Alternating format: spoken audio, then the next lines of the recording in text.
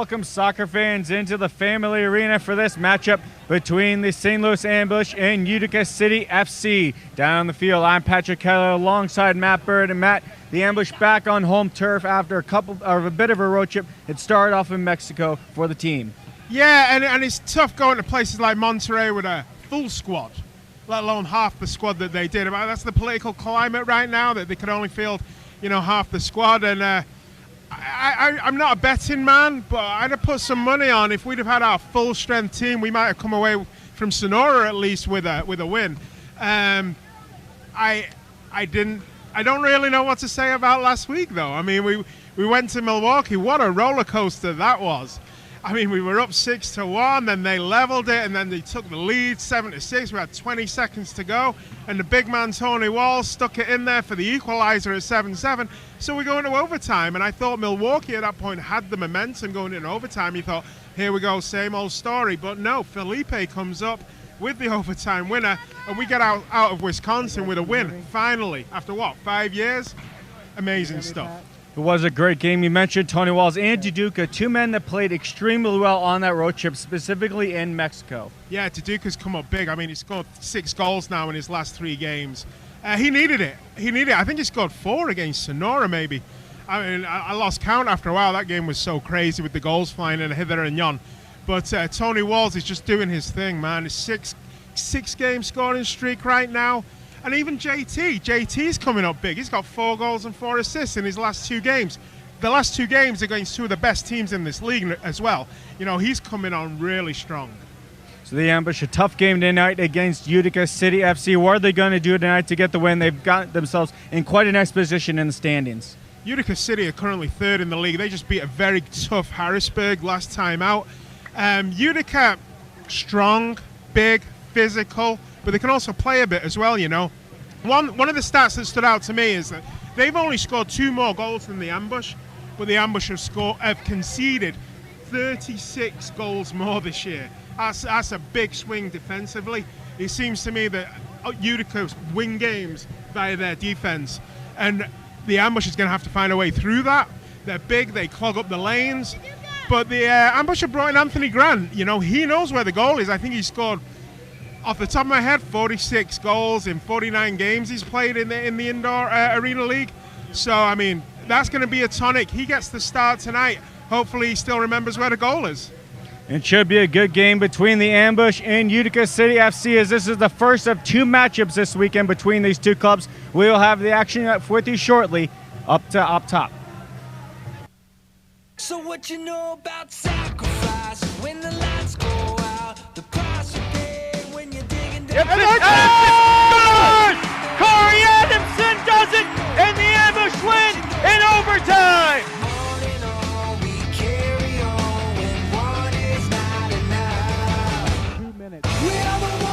He shoots and scores. Vadim Kochakov, what a shot.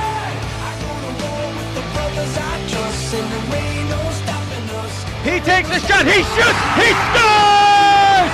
Lucas Almeida, are you kidding me? It's a winner for the Ambush.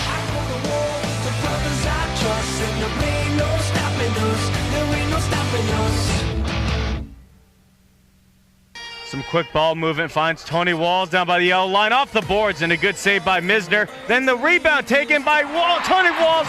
Are you kidding me? He just would not give up on that play, was determined, and he gets the goal to make it 2-1.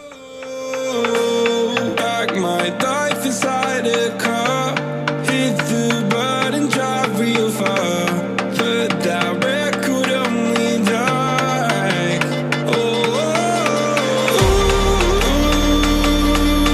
I'm dreaming of you, I dream of a new night.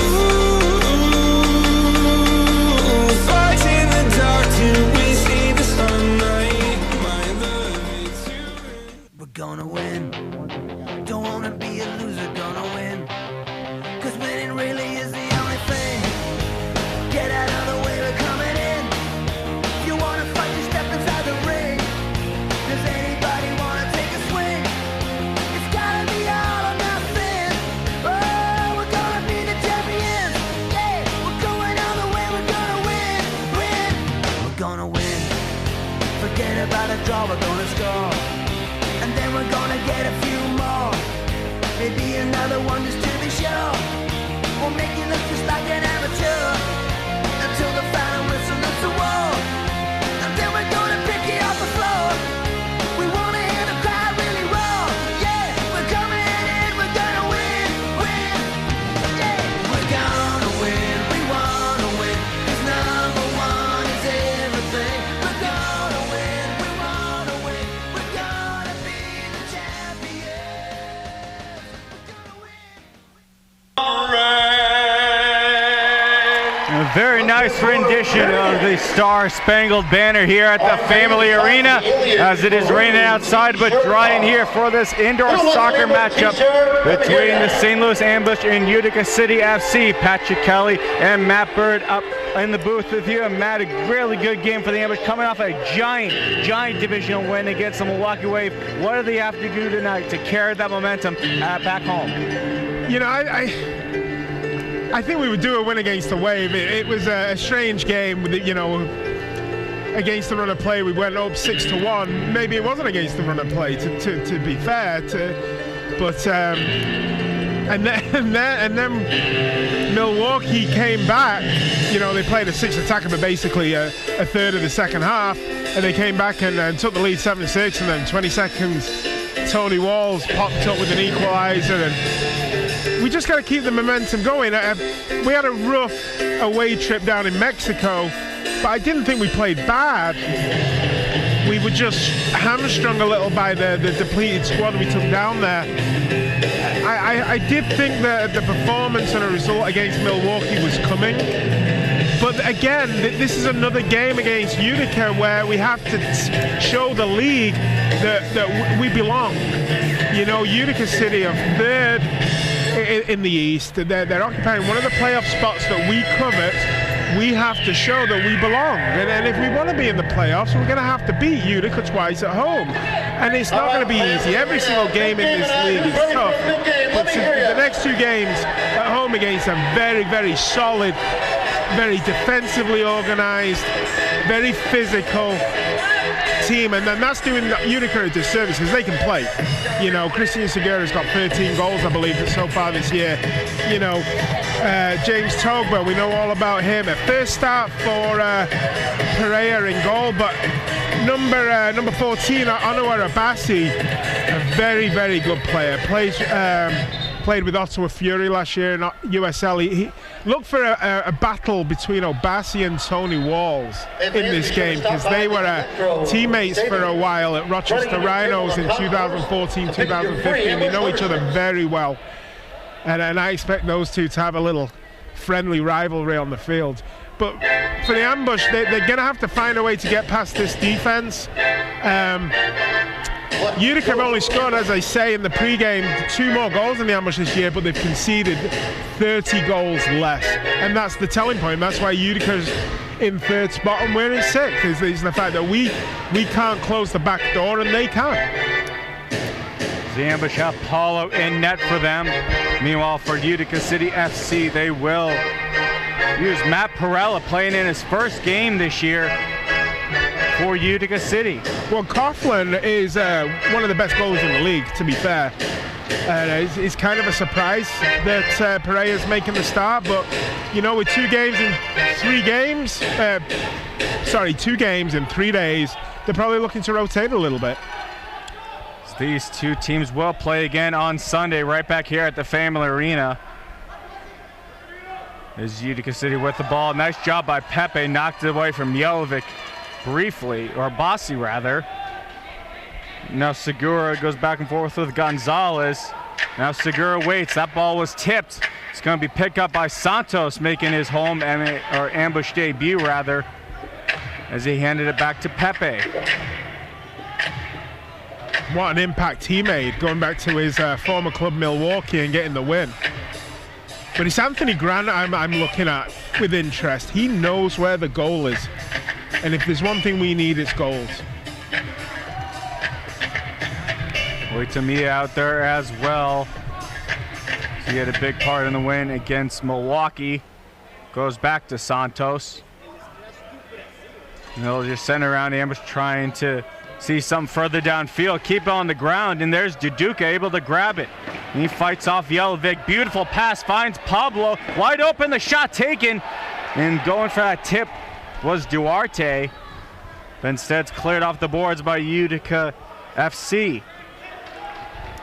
And I mentioned this in our last home game, but I think the reintroduction of Pablo da Silva and his settling presence has calmed this team down. I mentioned it when we were playing Kansas City Comets last time out. We didn't want to play at the Kansas City Comets tempo, and Pablo just slows the game down. He's a thinking man's player. He's not all guns a-blazing, fast and lights out. He likes to put his foot on the ball and slow the game down and play a nice, crisp pass and spreads the game around. And I think his reintroduction to this team is a settling presence. And good turnover by Dos Santos. Was trying to get to Breitha. That was too high for him to handle. Now, good header by Oitamia. Able to get it right to Douglas Dos Santos. Now Puchar in a bit of a situation. 3 Utica City FC players around him. Back to Felipe, the man who had the overtime winner for the ambush against Milwaukee. Off that beautiful quick start and a smart one by Tony Walls. Well, Tony Walls can just do no wrong right now, honestly.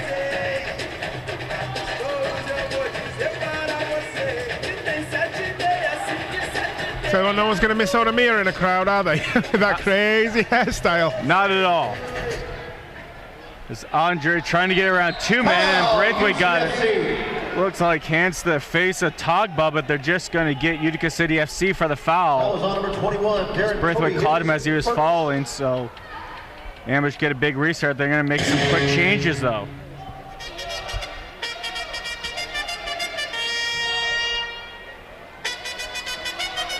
And it's nice to see Lucas Almeida back. You know, an ever-present in this team, it seems, for the last couple of years.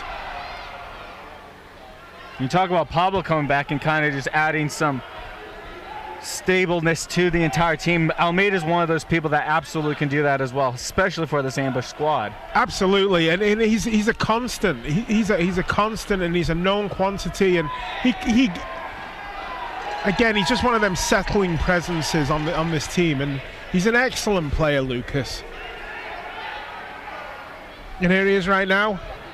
Good play by Lucas and a shot taken as Santos was down back in the ambush end. He was down and went off to the bench after getting hit in the face.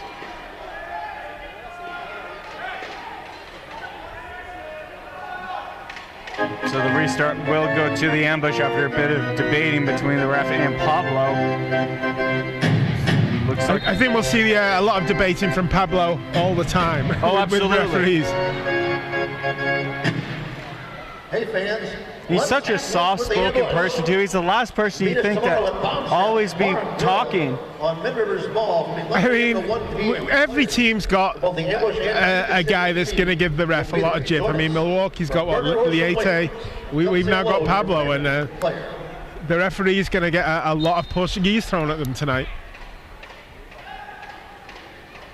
JT tried to pass over, kind of spun on him weird. Utica City FC pushes out forward with it.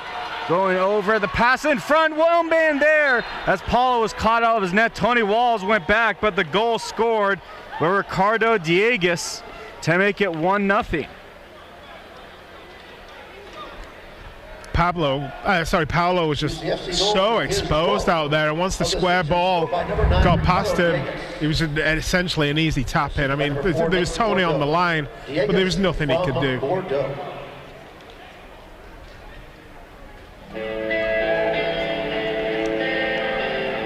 So Diegues is going to get his 12th of the season, 14th point on the year.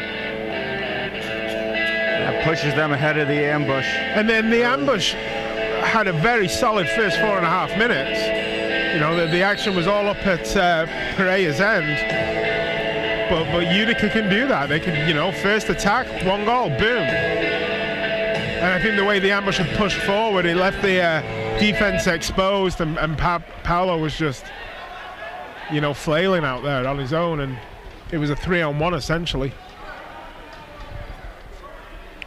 Towed forward, but good play by Duarte. Then the touch from Pepe back to Duarte, hounded by two opposing players, and coming away with it is Momo. And then touches it back just to Raymond. Pressured from Grant, making his ambush debut as it goes back to Momo from Perella.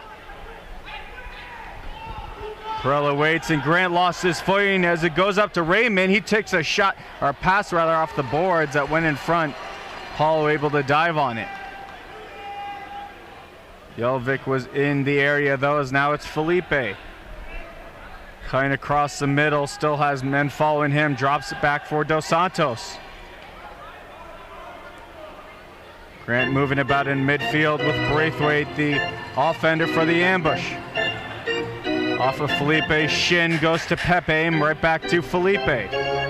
Good job by the ambush to keep possession as they're trying to get down to Braithwaite. Instead it goes to Pepe. He couldn't get the pass over as it was intercepted by Segura. And then Dos Santos at midfield, and he has Dieguez just topple over him. No call though, that was just a weird timing by both of them. Both men missed the ball, but it goes to Dos Santos now. Yeah, both players wanted to foul, and I think it was just one of those things in soccer that happens, and the ref was like, get on with it, guys. Everyone seems fine. Now it goes down to Braithwaite, trying to fight off his man Schindler. Able to cut towards the middle and took a shot with his right boot that gets blocked. And goes back for Puchar. And Felipe, as his team makes some changes, out comes Tony Walls. Utica are very well drilled, very well organized, keep their shape. Every guy knows what their job is on defense, and the Amish are going to have to work really hard to get through this team. Otamia steps forward with it, able to find Tony Walls right back to Otamia. He takes a long shot, that's blocked by your foot, goes up in the air. Walls went for it, and he made contact with Perella as that ball hit the crossbar. Tony Walls is going to get called for the foul there. A little unfair on Tony. I thought the ball was there to be won. I mean, I do think he gave Perella a little nudge as he went up, but the ball was there to be won. Now Onawa Obasi, the former teammate of Tony Walls, slowly lurches forward with it against Puchar. Can't get around him. Dropping it off for Toby. Right back to Darren Toby. Now Bordeaux, nice pass off the boards, able to find Toby, and he tried to send off the boards in front, but it was cleared away. And that's going to be official timeout on the field, but it was out on the ambush with 7:34 left. The ambush are making strides, they're making opportunities, but again, Utica just seems so well disciplined. The ambush are not finding much in the way of opportunity, clinical opportunities, goal scoring opportunities. They're having to take snapshots and, you know, make the most out of half chances. The judgment that wasn't great to begin with. The reality is modifying a divorce or family law judgment can be very difficult. I do think that the introduction of some of the new guys like Grant, you know, right in the first place. So be careful about the false mindset of fixing it later. Grant, Otamia, the team hasn't quite gelled properly yet. They're still finding their feet, and it just seems that with the introduction of these new guys, almost to a degree on a weekly basis, and then half the team goes down to Mexico, and it's just a little disruption every single week that makes you wonder if this team will ever kind of gel in a real strong, cohesive unit. And plus the injuries, I mean, what happened to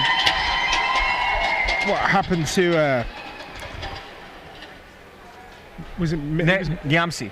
Nyamsi came in, went out. Laval has come in and come out. Mike Scharf has come in and come out. Kodjakov, we'll see him a couple of games. He'll come out. There's been no real cohesiveness for an extended run. The restart for Utica City FC, and a big save by Paulo clears it away. Not out of harm's way yet. Now Santos is and gets it back to Schindler. As you're saying, Matt. Yeah. Well, hang on a minute. The bounce going to Gonzalez, and he's taken down, and that's going to be a foul on St. Louis. That was number 14, Douglas. Yeah, and also with the injury to McGee, you know, I think the defense has been solid, but again, we keep getting these injuries that we never have they almost never have a real solid ambush foul, number 95. Consecutive run of games with the same lineup, and I do think that hurts to a degree. Right off the restart, Dos Santos gives away the foul, and Trip Gonzalez, and Gonzalez going to go right back to it. yeah, we can't keep giving Utica these opportunities, and I do think the ambush discipline was very good against Wave, which helped us win, obviously. We're gonna need that composure again. Big diving save by Paulo, turns that aside. Off the restart, and Raymond and Felipe going back and forth. Now Dos Santos steps forward, able to get it to Tony Walls. Walls is taking down man 42, who has a 6-game scoring streak. And good play by Tony. Does it go off Diegues, and now Dos Santos with the, or Santos rather, with the restart. Tried to send it in. Goes off of Diegues and then loses it to JT Thomas. Against UCFC. Yeah, that's going to get me, the Dos Santos and Santos on the team. That's going to get me, but good work by Tony, and almost, again, a half chance by Santos to get a shot away, but nothing too clinical yet. To me, it couldn't settle it properly, as now it's James Togba pushing forward with it to Diegues. He had the first goal tonight, tries to pass it over to Segura, but it gets deflected off of Otamiya and out of play. What a pass by Togba that was too. Would like to recognize our Chamber of Commerce partners. Slice through the ambush defense. Partner with the ambush and support soccer in St. Louis. It's going to be the corner for Utica City FC. Segura to Diegues, and the one-timer blocked immediately by the sole or the feet of Felipe. And Utica City once again, Togba will just go off for a change after sending it back to his keeper. Nice pass up the middle, trying to find Obasi. The ambush holding midfield strong. Bordeaux the touch. They couldn't get it over, so now Dos Santos and Felipe back and forth, going out for a change real quick. Here comes Andre Braithwaite. Felipe waiting. I'll go off for a change as Pablo, nice spinorama, sends Jelic down to the ground in the pass forward. Looking for Pepe, who's streaking in. Pepe knocked off the ball by Jelic, and he's able to move the ball forward to Momo. Momo now gets it back to Jelic. Jelic, the captain, fakes the shot, passes it over, and not expecting the pass was Momo, and he couldn't get an attempt off. Here comes Pepe, leads Anthony Grant. Pulls back Grant, the shot, and a big save by Perella with his right arm. Best chance of the evening so far for the ambush, and here's the second chance. Utica just can't get his shot away. Didn't really have his foot in there. Seemed like he was almost reaching for it with that left foot. Really good opportunity for Anthony Grant, though. Just cut inside on his right foot, and a great save by Perella to keep it as a one-goal game. Best 1-2 opportunity there for the ambush this quarter. Less than 5 remaining as they try and get down to Douglas Dos Santos. A nice touch, able to find Utica. He is able to get it off of Perella, and he just barely keeps it in the box as it rolled all the way across. Good job. There was no one closing down in the middle of the box there for the ambush. Perella calls the team forward, gets it past Santos, and now Diegues on the 2-on-1 with Segura. Takes the shot, and a big leg save by Paulo. Made himself big there, Paulo. That was his only opportunity, really, just to make himself as big as he could and cover as much of the goal. Diegues hit it right at him.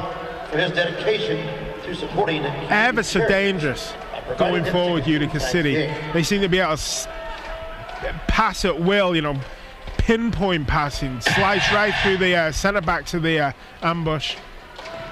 Gonzalez made a move and took a hard shot that goes off the glass and out. All the way down. Good play by Perella up the middle. Finds Gonzalez and then touch to Toby. Diegas setting up for Toby and a big save by Paulo as it immediately left Toby's foot and is stopped. Excellent save. Paulo again made himself big, stood up strong. He was able to just kick it away from point blank range. Good steal by Andre Braithwaite. He's going for goal with Perella going back. Perhaps went a bit too early and shot it right on net. I think so. I don't think he knew how much time he had there. He could have taken a couple of touches, got a little closer to the goal. Good news for Perella though, the shot was right at him. Nice arcade pass, finds Momo. He gets his own rebound and sends it into the top corner. Again, it was the pass that got him the ball. Was absolutely perfect on his foot. Momo needed 2 bites to the cherry. First decent save by Paulo, but he coughed it right back up to him. And Momo was able to roof it. Just beats Otamiya. Pushed him off him a bit and got that space he needed. But it was the pass that got Momo the ball which created the goal. And I didn't see on the replay who made the pass. But again, those passes all game so far have been absolutely inch perfect. So Momo gets his 5th of the season. And Utica City FC extends their lead as Ambush trying to clear it away from the boards. It goes back, and now the Ambush look to be called for a foul. And so Jake Schindler will take. Ambush foul number 80, Pablo, his first. Will take the restart. Pablo's really angry at that foul. I think he's guilty as charged there, to be honest. Nice fake by Obasi to get to Schindler. He cuts up field, and then the steal by Santos. He's tripped up then. And we're just going to have a foul. UCFC foul number 4, Nate Bordeaux. Nate Bordeaux gives him his first. a little high five, and they go about their way. Yes, I've seen blue for less, though. Bouchard, nice cut around to get to the outside and took a shot right on as he had Walls and Braithwaite in front, or Grant rather. No, Bordeaux keeping it on the ground. Schindler tried to send it across. Good play by Santos, but it goes right back to Schindler. Now Segura just back to Perella as the Ambush makes some changes, as does Utica FC. Stolen from Gonzalez. I believe that hit a Utica FC player on the bench, but they're not going to call it. Step Perella to Segura. Now Perella waits, looking for some open space, finds Diegas on the near side boards. And a crossfield pass finds Gonzalez, and he gets some space. And as you said, Matt, all their passes just spot on today, especially in the offensive end. Just crisp, and they're not easy passes to make either. I mean, long diagonal balls, right to feet, right to the head, right to the chest. Look at that, JT wide open, looking for the pass off one bounce. He settles it with his chest, has 2 options. Sends it out to Bouchard. Bouchard waits, looking for a shot. Instead to JT, he shoots and scores. JT Thomas able to make it a 2-1 game. He has no business scoring from that angle. Absolutely not. Absolutely not. But he is on a streak. That's his 5th goal in 3 games now. And I think it was Bouchard that got the assist. But JT has no business scoring from that angle. I think Perella will be slightly dismayed that he left the door open there for him. But he put some pace on it, JT. Ambush goal. It's his 9th of the season. And that's a big where Ambush is going right before the quarter. The Ambush needed it. They didn't need this game getting away from them. If they can keep it within 1, then I think they'll be fortunate, the Ambush, to go in at the end of this quarter down by 1. I mean, Utica could have had 3 or 4, to be fair, in this first 15.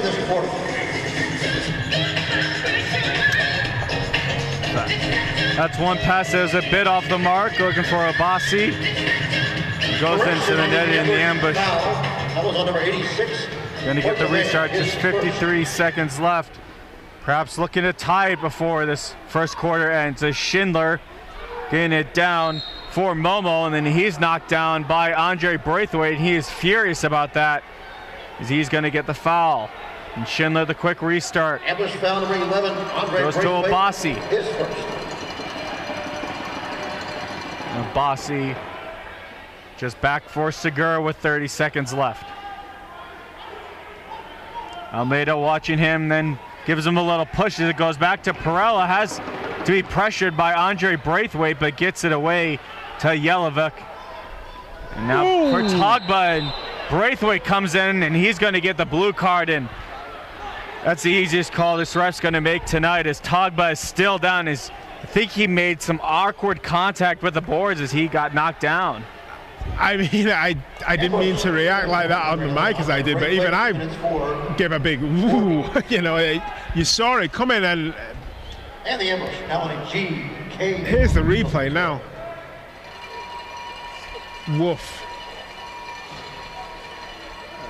Braithwaite can hold his hands up all he wants, but yeesh, that's a blue all day. And some of those stuff will happen with Andre being big, but he kept his arm up there. He had his shoulder up and kind of gave him almost a little elbow into him as he fell, and a little bit of contact with the head as well, it seemed.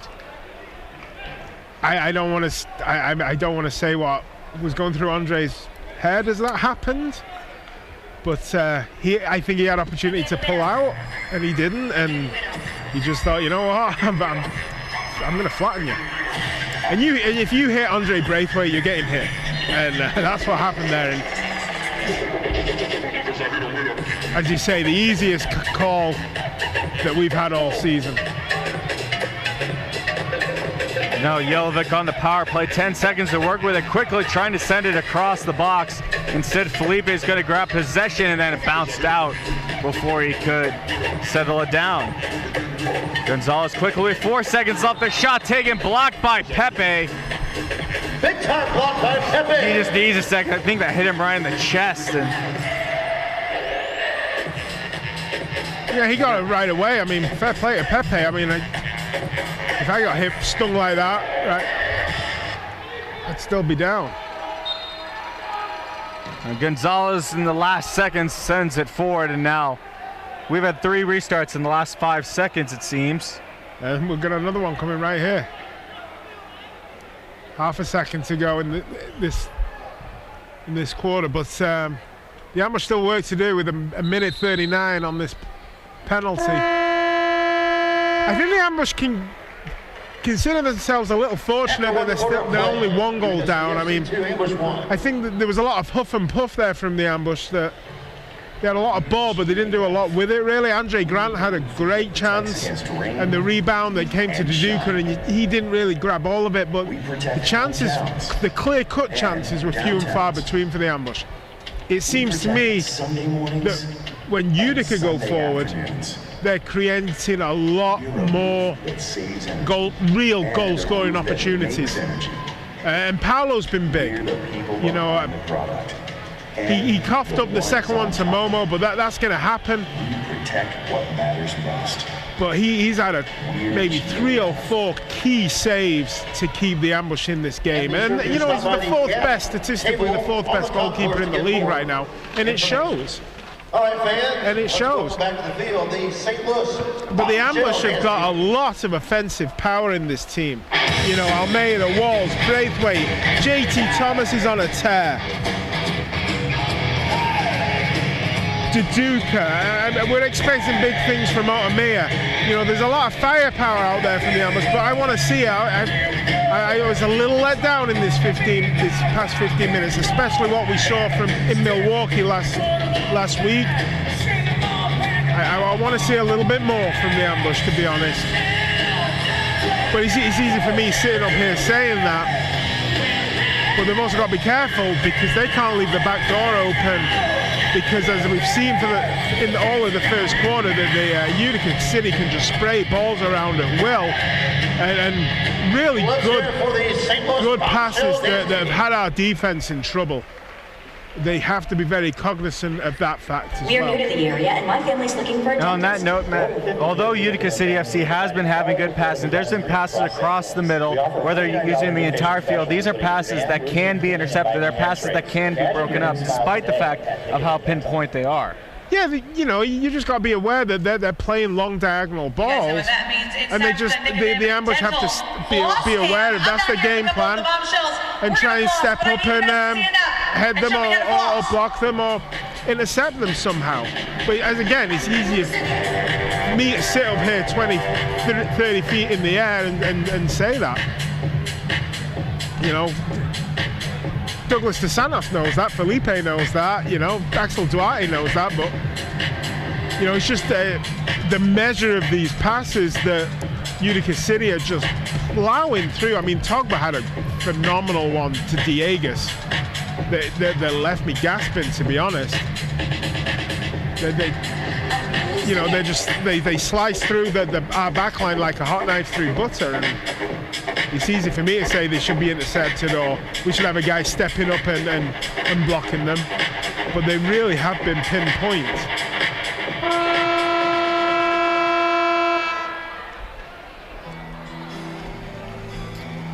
We're just about to get started for this second quarter play. A minute 38 left on the ambush penalty kills. That quarter ended a bit early. There were still 0.5 seconds left on the clock.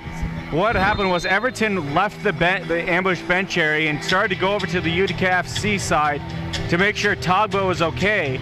And when he goes over there, the referee's looking at him like, what are you doing? The quarter's still going on. He freaks out, starts to go towards Utica FC bench, and then they just decide to end the half. A nice display of sportsmanship by Everton is now JT able to win it back to Tony Walls as Santos went tumbling down. Bouchard can't push forward, and then Schindler. The pass finds Bordeaux, now back to Jelinek. There is 1 minute remaining in GK Union, the penalty kill. Now Gonzalez with just a minute left on his power play. Pass almost intercepted by Tony Walls. Instead goes to Jelinek over to Segura. Nice play to win it down. Now back up to Gonzalez. Crossfield pass finds Jelinek, fakes the shot, and then sends it back down out to Jelinek for the one-timer, and it clipped to Puchar and goes wide. Good job it hit Puchar as well, because that was on frame. Jelinek looking for his shot, tried to angle it towards the box. It was headed away by JT. Pressure kept by Utica City FC, and the shot taken by Jelinek just goes wide, as Paulo saw that the whole way. Now cutting in Segura, the shot taken off the boards and almost goes in, but Paulo reaches back and is able to grab that with just 10 seconds left on the penalty kill. Sends it all the way forward to Duca, still short-handed, gets around a man, and then Gonzalez sends that flying up in the air as we're back at even strength. As out comes Andre Braithwaite. Now to Duca, trying to get that Felipe. The touch wasn't hard enough, and Bo Jelinek away with it. Losing it to Braithwaite. And now the ambush going to grab solid possession as both teams make a couple changes. Felipe trying to take advantage of that, trying to get it to Duca in the corner, hard off the boards, as streaking in was Almeida. Now Jelinek. No, time to catch our breath since Braithwaite came out of the box. A couple of big chances there for Duca. But a big 2-minute defensive show that by the ambush. They needed that.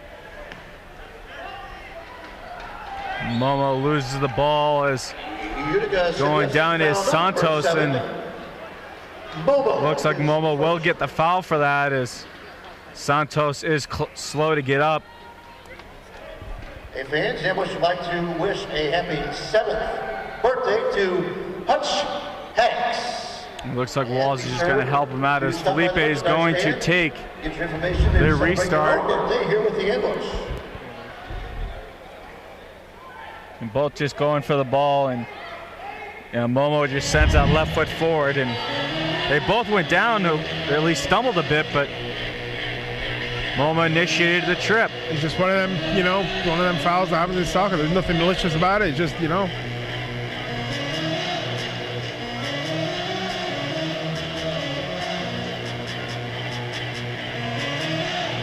Paulo waits. He has time and uses Otamiya as Tony Walls is the man for the ambush all the way down in the offensive end.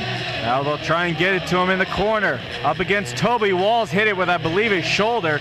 Now Almeida in the corner trying to get away from Bordeaux, and Perella will just tow it out of harm's way. Now Diegues, after his shirt was held up a bit, works in the offensive end. Diegues working it down. Bordeaux trying to set it in front for Momo.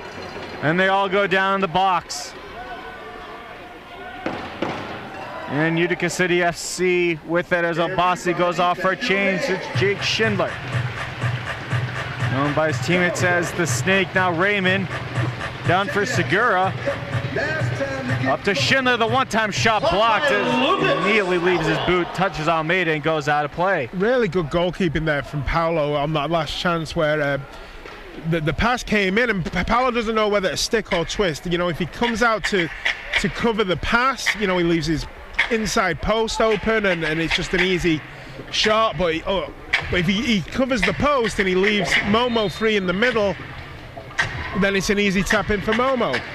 So really good goalkeeping to be able to try and do two things there, but Paulo still the busy boy back there right now as Utica are peppering shots at him. And it's De Santos who just took one, I think, in the face. Dos Santos is down as Segura. A couple good chances there, and it looked like he had all the net to shoot for it. That shot, basically a restart for him, and he missed it just wide. You see the rebound now of Dos Santos Santos rather, going down. Medical provider for St. Louis ambush. Just knocked the wind out of him right in the chest, it seems. He's quick to get up, which is good to see, as he will be taken back to the bench.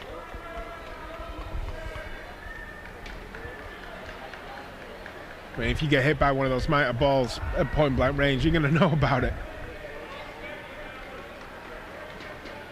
Any soccer ball is not fun. As a former goalie, no soccer ball feels good on any part of the body when it's hit with that kind of velocity. That's it. I mean, these pro players can hit it very hard. They ain't messing around. It's not like me kicking the ball at you.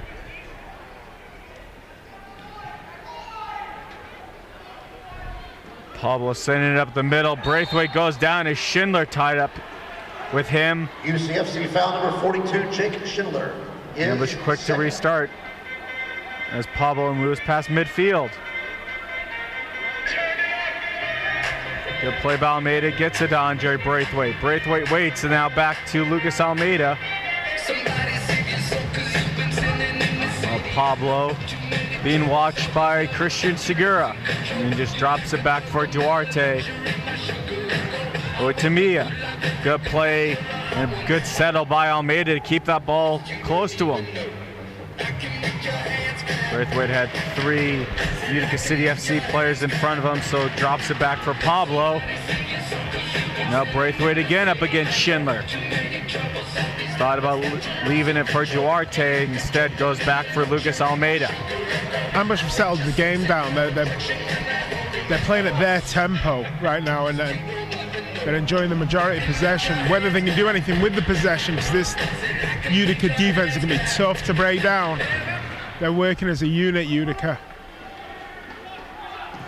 Otamiya, a long shot that was actually blocked by his own man, Duduka. Now they get down to Duduka off the header from Felipe, the one-timer to Felipe.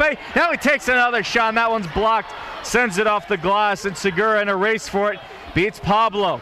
Then Almeida beats him, but it'll be touched off, and then back to Segura.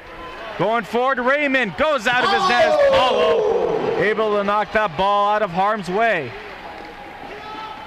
I don't know how Paulo came out with the ball out of that little tussle, but fair play to him. I mean, he took a risk going out there and covering his angles early, but he slid in and won the ball. Otamiya with a lot of space to work, down to Tony Walls.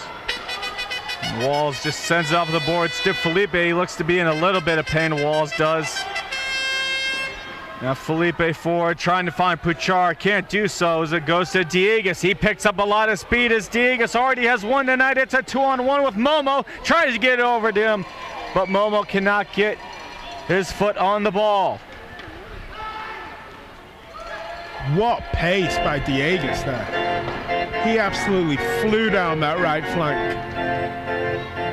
Speaking of the devil, Dieguez, and now over to Bordeaux, and a big save by Paulo with his right hand. So that was destined for Twine. Braithwaite forward to the 3-on-3 as Dieguez knocked him up a bit. Now Felipe going up against Darren Toby in the corner. Toby and Felipe go down. That's going to be called on Felipe as he kind of pulled him down by his jersey. Well, Paulo's, to be fair, Paulo's keeping us in the game right now. Some absolutely first-class goalkeeping by Paulo in this first half. Segura weighing it down to Obasi, and he's slammed against the glass by Andre Braithwaite. Braithwaite's going to get called for the foul once again. He needs to calm his jets a little bit, does Andre?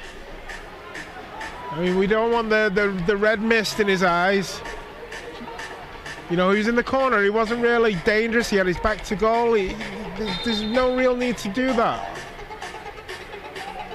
Nice lift over to Jelvik right on, and a big save by Paulo with his chest. As now it's going to be a foul on Utica as Pablo got knocked down. I mean, he was straight at Paulo, but he's still from point blank. He didn't know much about it, Paulo.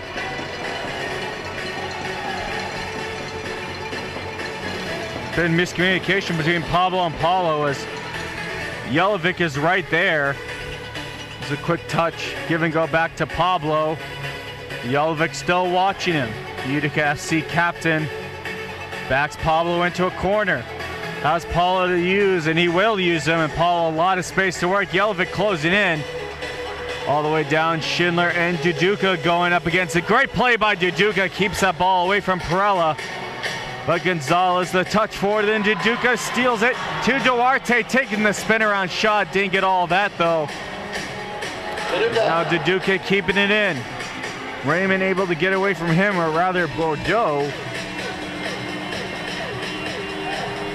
And now Segura just slowly. Nice opportunity for Axel Duarte there. He just didn't get hold of it, you know. Oh, Bossi trying to work around Pepe. The shot taken, bounces off the apron. Takes a little jolt back towards midfield. Schindler back for his keeper, and he'll go off for a change. Now Pablo lifting forward, a good header by him, and then Momo gets the second header to keep it in the offensive end for them. Bordeaux and to Obasi. Bordeaux backs up away from JT and back for Perella once again. Utica City FC just trying to hold on to it and carry this game into half. It's Darren Toby trying to get the ball off the glass. Gets it back more towards the yellow line and pushed back for Obasi.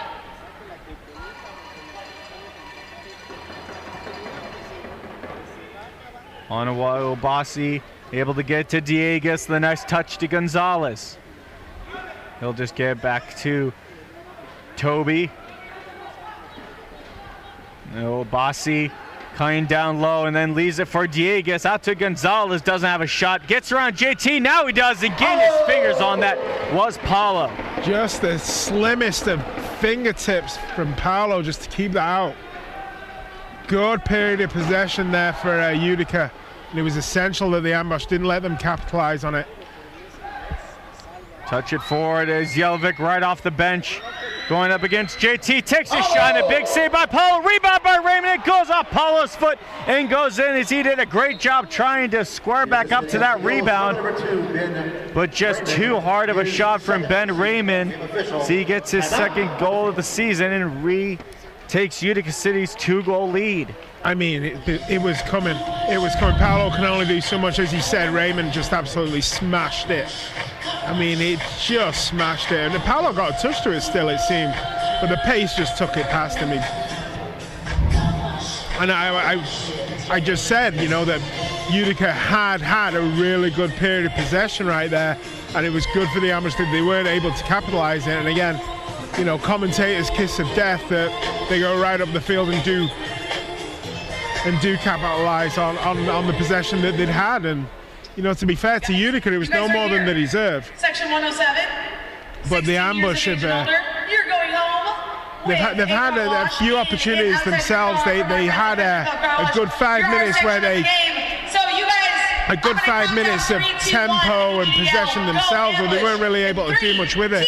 And now they've got to go back to square one and get this game back to within a goal. And Utica's dangerous, and then they're going to have to do well, the ambush here, to keep it as it is before halftime, and then try and pull one back some way, somehow. But it's been a real perfect first half, I think, for Utica. They've come in, they've set the stall out, they've not been in the box themselves, and they've kept a very, very disciplined back line. And when they've gone up front, they've took the chances, you know, and that's the difference. The Ambush breaking their huddle. We'd like to remind everybody that the MASL now has a podcast. June, your host, Craig Elsens, he talks to players, officials, and coaches from across the league and takes you behind the scenes of the MASL. Check out MASLsoccer.com to listen to past episodes and subscribe to the official MASL podcast. It's going to be Andre Braithwaite to start it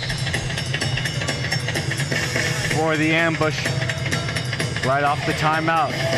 Ambush working from behind once again as Utica City FC seemed to get in a little bit of a groove in that past 5 minutes. They're just passing the ball around, just killing as much time as they can, not taking any bad chances. Yeah, it's just strange, this game. You often see that one team will have like 4 or 5 minutes where they're making the waves, and then they'll run out of steam, and then they'll be on the back foot for 5 minutes, and it's whoever's got the momentum. But it just seems to me that when the Utica do have the momentum, they make more of their opportunities. And Andre Braithwaite there, all alone for a while in the corner, he just gets a shot away. Couldn't really decide what to do. Almost had a break and almost had a clear shot at the net, but that was blocked by Raymond. And now Braithwaite trying to cut towards the middle, knocked off the ball by Bo Jelovic. But going back to what I was saying, the momentum ebbs and flows, it seems, every 3 or 4 minutes. But it just seems that when Utica City are having their 5 minutes, that they make more of their opportunities. Dos Santos able to touch it back to Felipe. Now Oitamia fakes the shot, now cuts to the left, takes another shot, and that one's saved off the diving save by Perella. You know, and here we are with the Ambush having 2-3 minutes here of solid possession.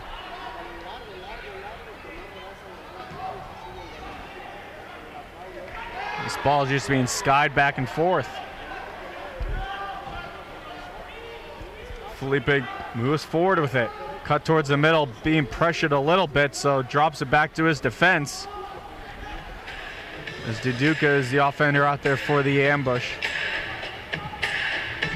Good play by Santos, able to get to Utica. He spun around, tried the shot. It was blocked by a foot. Then in front to Utica, it goes off the boards, or off the post rather even, and now they're going to get the hand call, I believe, on Schindler. This is going to be a penalty shot or just a regular restart? Looks like calling for the regular restart as they're moving the ball into the corner. You know, I think Schindler was a little hard done to there. I think he's claiming his shoulder, and I may be fair to him to say that I agree, but his loss is the Ambush's gain right now.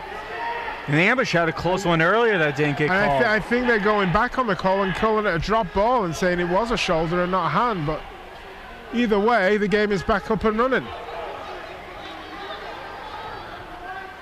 Ambush still able to maintain possession, trying to get around Obasi. Good play by him. Now gets around a clean tackle by Pablo. Pablo with 3 Utica City FC players around him. Bordeaux loses that. And back for Paulo. Tries this near side. And Pablo Moving forward, they're able to get it to Tony Walls. Walls in the corner now up against Schindler and Obasi. And then Perella comes out of his box, barely keeping it in his box, but able to hold on. And Aaron pass finds Santos. Good pass down to Pachar. He has options, takes the shot, and a big save by Perella. And as much as I wax lyrical about some of the foul saves that Perella's made, as much as I talk about the saves that Paolo's made, Perella has come up big when he's been called on. Well, Anthony Grant, the nice spinorama move, can't get around Dieguez, and he is furious as he knew. He had a feeling he was going to get called for that as he started to put on a little bit of a show, you could say. Well, he's looking for the ambush that it was called, because otherwise Dieguez was off to the races. And I think he was more upset that he wasn't allowed the free rein to run at Paolo. Well, let's see what the ambush can do here. Set up a two-man wall. Almeida, nice touch to Utica, and that's blocked by Obasi. Hard off the boards, not hard enough though by Segura as it's headed towards the middle. Now Dos Santos to Utica. Nice job settling it by Utica. Down to Almeida. Back for Utica. Just nonchalantly touches it back to JT. Now Almeida has time, takes the shot through a lot of traffic, and Perella dove after running into Tony Walls. Now here's Dieguez again, trying to use his speed, cuts around, big save by Paulo, as two ambush players are back to help him. Toby spun around, able to still cut towards the middle, then drop back for Jelic with 95 seconds left in this first half. I think that's why Jelic just slowed the game down there. He's like, we don't need a chase. You know, there's 90 seconds to go to halftime. We'll be quite happy to go in at 3-1. Good steal by JT. Now Almeida trying to lead JT. One last big push for the ambush maybe. Instead, JT tries to pass that ball back. It goes all the way into the crowd. And the refs declare that goes out all the way in the ambush end. So an unlucky break there. It was a little unlucky break. I was waiting to see where the referee spotted the ball.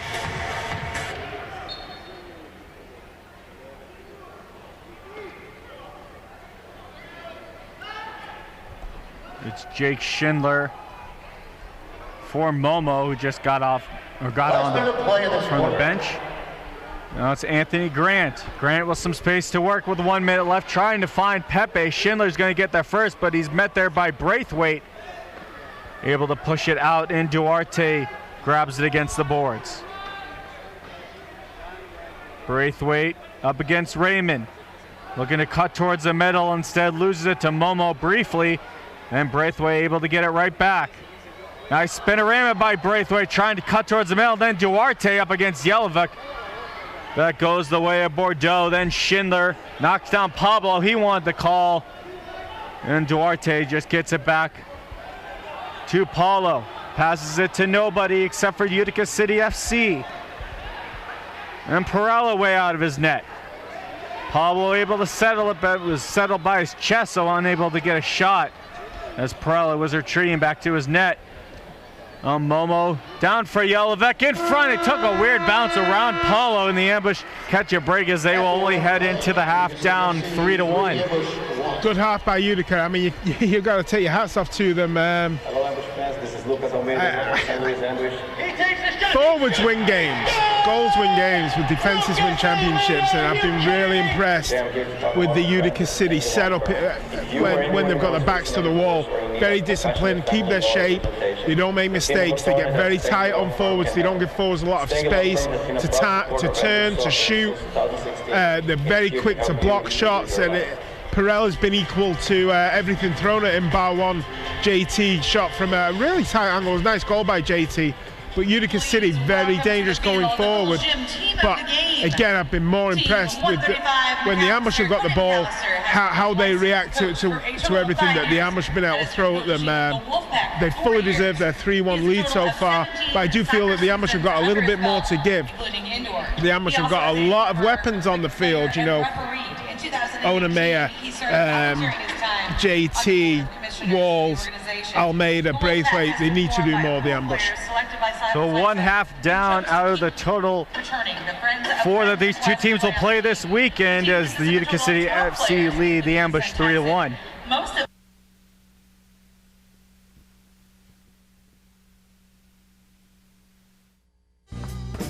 Fred, did you remember to set out the trash?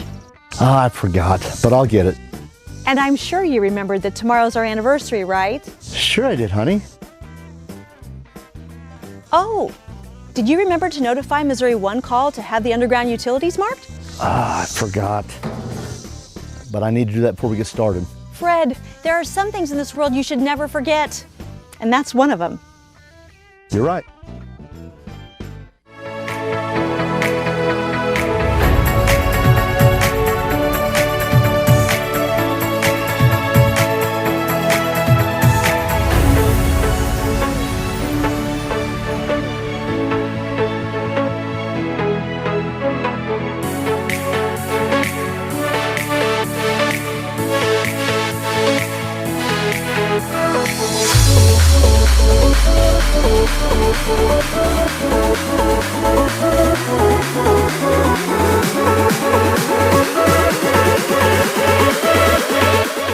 For over 50 years, the Nicodem family has provided quality, affordable dentistry across St. Louis. Right now, Nicodem Dental is offering single tooth, simple extraction for only $99. Don't suffer another minute. Call us today. Imagine your new smile today at Nicodem Dental.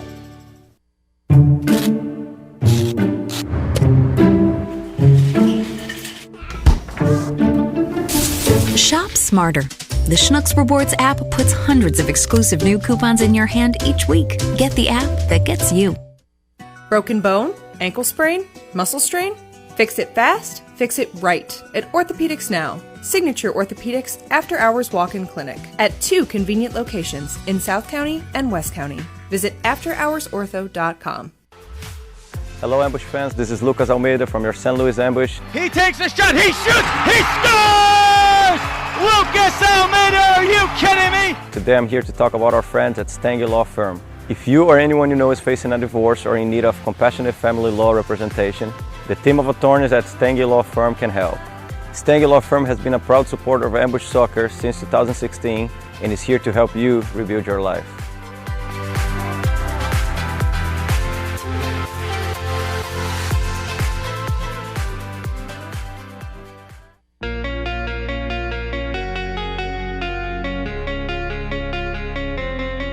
You never kind of lost faith in your team.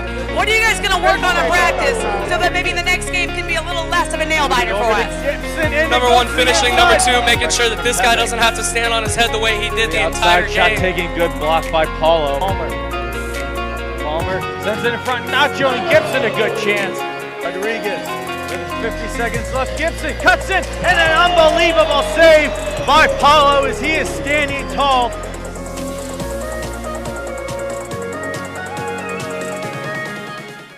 It's time to rethink fitness.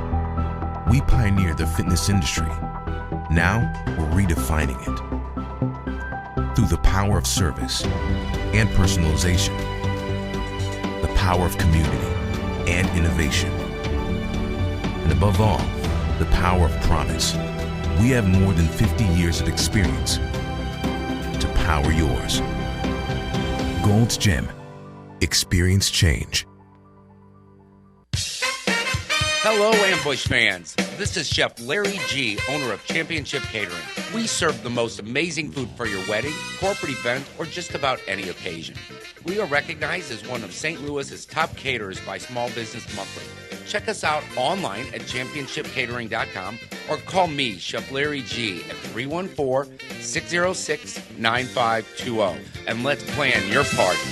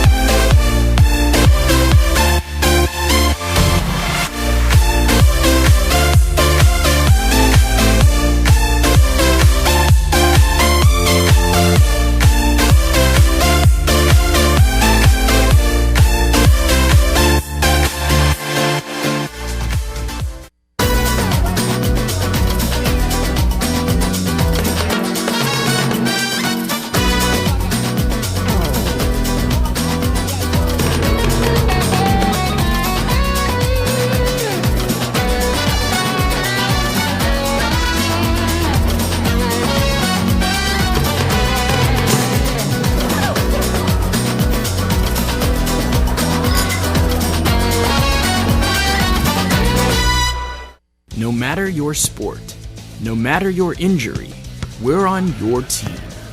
The physicians of Signature Orthopedic Sports Medicine will get you back in the game. We're in your neighborhood, right where you need us. Visit signaturesportsmed.com. We're GAF. We make roofing that protects against rain and shine. We protect hometowns and downtowns. We protect Sunday mornings and Sunday afternoons. We're a roof that saves energy and a roof that makes energy. We're the people behind the product and the ones on top of it. We protect what matters most. We're GAF.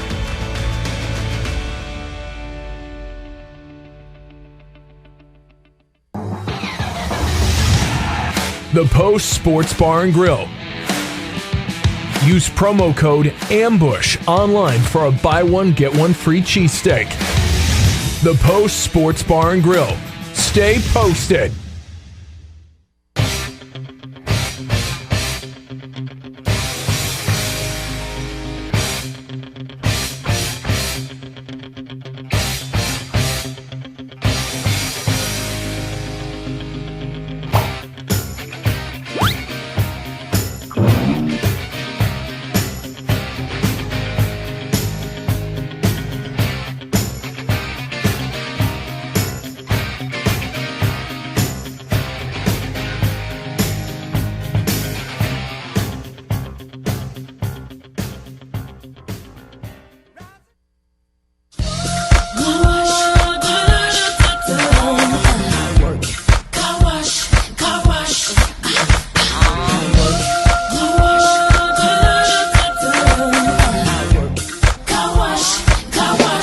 Driving on it like this.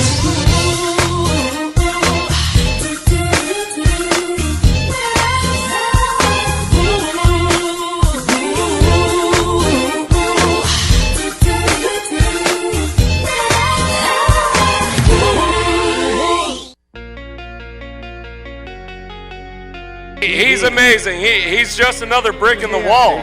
That is Paulo Vitor. He's another brick in the wall. And Paulo comes up. Had a lot of pressure lately, though, as here come the Comets. Going to the middle. And Sandoval in. A giveaway by the ambushes. It goes in front and a great save by Paulo. Rodriguez sets up his team. Stand down in the corner. A one-time headshot. A great save by Paulo.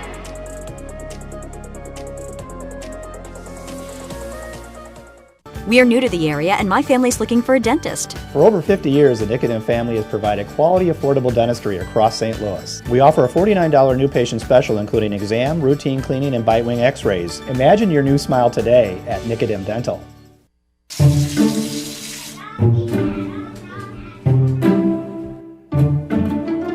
Shop smarter.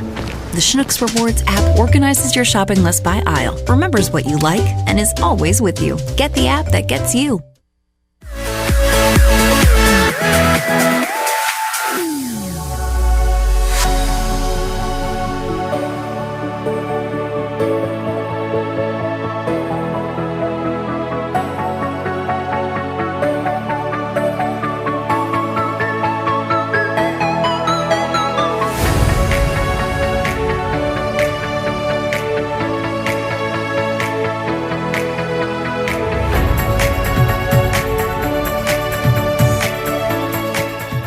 ValPack is coming to your mailbox soon, and you don't want to miss it. Your ValPack will be filled with savings on the goods and services you love.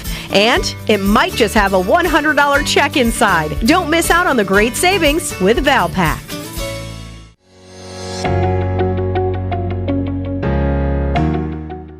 Business owners who are going through a divorce have some really unique circumstances that they have to account for, which is what is the value of their business. That can be a big issue in a divorce matter. That can be really important to have a business valuator on board to really look at the value of that business. And then on top of that, it can be really difficult in terms of child support calculations, in terms of determining spousal maintenance when somebody owns a business, because at the end of the day, there's lots of passive income that can really go in the direction of the business owner, and so it's really important to work with forensic accountants in a lot of these cases as well.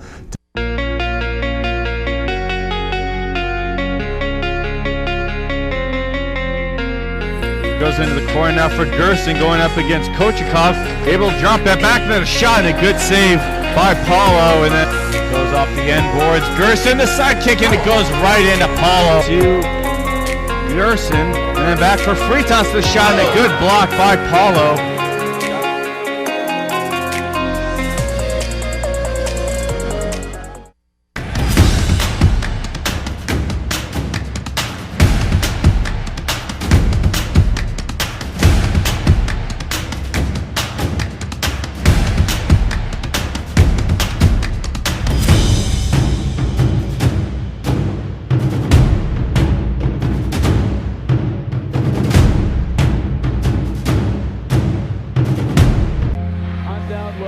Hold the ball, Bauer played it on.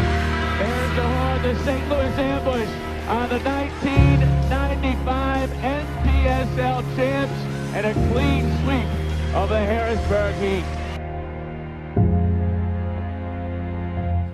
Now wide open Almeida, waits, shoots, he scores! Ball by Perry, shoots, Sweater gets an arm on it.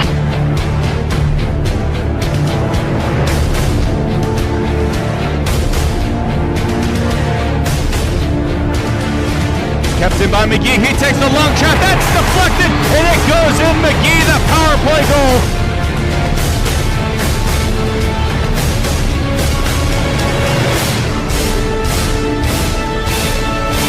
They're going crazy here at Kiel!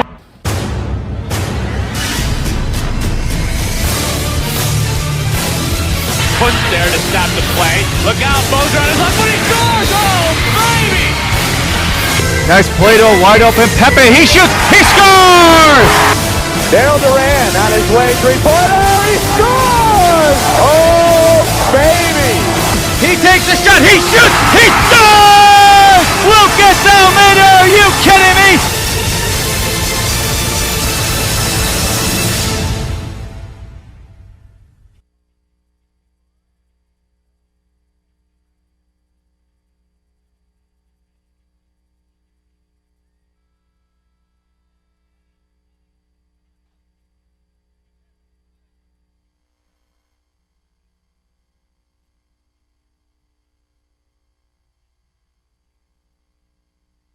Knows how to capitalize when they get theirs. Yeah, I just thought that Utica City's opportunities when they had them were more clear cut, and they were able to put them away. The ambush did a lot of huffing and puffing. They had a lot of the ball. They just weren't able to do that much with it. And when they did have clear-cut chances, Perella was equal to it. Some really good chances, but here's another one by Felipe. Let's see what he can do. Falling was Momo, goes back, and JT got the rebound. It was kind of bouncing between players' feet, so it goes wide, but then it's cleared out by Utica City FC, and that's a big restart for St. Louis. And that would drive me crazy if I'm Everton. I'm just sat there for 15 minutes telling you, look, you've got to make more of your opportunities. You've got to put your chances away. And that was a golden opportunity, first for Felipe, then for JT, and they come away with nothing. They need something here, the ambush, and it's off the line. And then off JT's head, and then Tony Walls. And what can you do, Tony? Utica spinning around, looking in front. Now Darren Toby, and then Yelovic. Very smart play, just tries to clear it out, but Almeida, great hustle, keeps it in, and then tries a shot towards the top corner. That gets saved by Perella, and then Schindler will go down, and Almeida gets called for it. Nice shot by Almeida. I think he caught Perella by surprise, but the foul there, the push in the back, was an easy call to make by the referee. Ben Raymond able to get it. Segura pushed up against by Felipe, but sends it back to his keeper. Perella waits, keeping it on the ground. Gonzalez spins around away from Almeida. Now Jake Schindler. Back for Onawa Obasi. Now Perella waits. Sends it over to Schindler. Had to go back for that as Walls is pressuring both of them. And now Perella sends it down, but then Paul will be able to grab that easily. Hands it off to Felipe. I mean, the Ambush have got to chase the game here. They're going to have to really give some exertion to try and get back in this game. And I think Utica's going to try and close the game out and expend as little to energy as they can, knowing that there's another game in 2 days' time. And on top of that, they're not dressing the normal amount of players you usually do dress. I think they've only brought 14, 15 players, you know. It's not a cheap endeavor to bring a full squad halfway across the country over a weekend. Nice touch by Dos Santos up to Pepe. And Pepe back for Santos, back to Pepe. Some nice one touches. Find Otamiya. He cuts and then takes a shot blocked by Jelovic's foot. Now Segura pressured. Gets it back to Perella, then clear it all the way down. That is just barely going to stay in play. Dos Santos fighting for it with Jelovic, and Dos Santos comes away with it. Now Braithwaite with Duarte streaking down the right side. Duduka out there now too. Pepe sending it down, trying to find Duduka, trying to wrestle away from Schindler, and then the pass off the boards goes off his head, and then Perella is able to grab it. Again, just inch perfect, that's pass, but his first touch let him down and the ball dribbles down to Paulo. No one is watching Duarte. Great play to get to Duduka, and he fanned on the shot as he had a beautiful chance. Point blank. Now Duduka trying to get that back. Trying to steal it away from Raymond. He does the touch over to Pablo. Now to Duarte. They had a wide open net. Otamiya takes the shot. That gets blocked in front. Just a perfect example, though, of what I've been talking about, the cohesive unit of the Utica defense.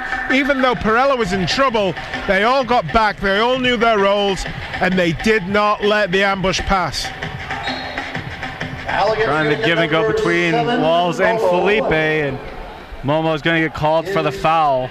First of the half, second of the game. I believe Tony Walls might want an advantage there or something, it seems. Yeah. He'd let you know if that's what he wanted. I mean, he's not shy at letting the ref know his displeasure. Wall all the way out to Pachar. Trying to get around a shot taking, a good save. Now Grant the rebound, that bounces wide after it hit Darren Toby.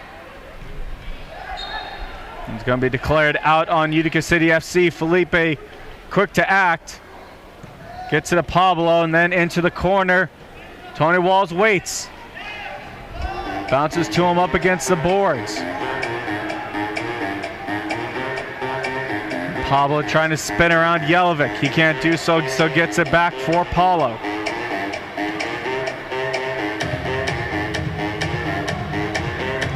Felipe, nice soft touch, able to find Dos Santos, trying to get to Tony Walls, and that was just didn't have enough speed, so Jake Schindler pushes forward with it up to Bordeaux. And he's knocked down, and Dos Santos will get the foul. Again, a good 4 minutes or so of possession for the ambush, and they really didn't have any clear-cut opportunities. Duduka with his back to goal, he's struggling to turn and get a shot. He whiffed on one, and then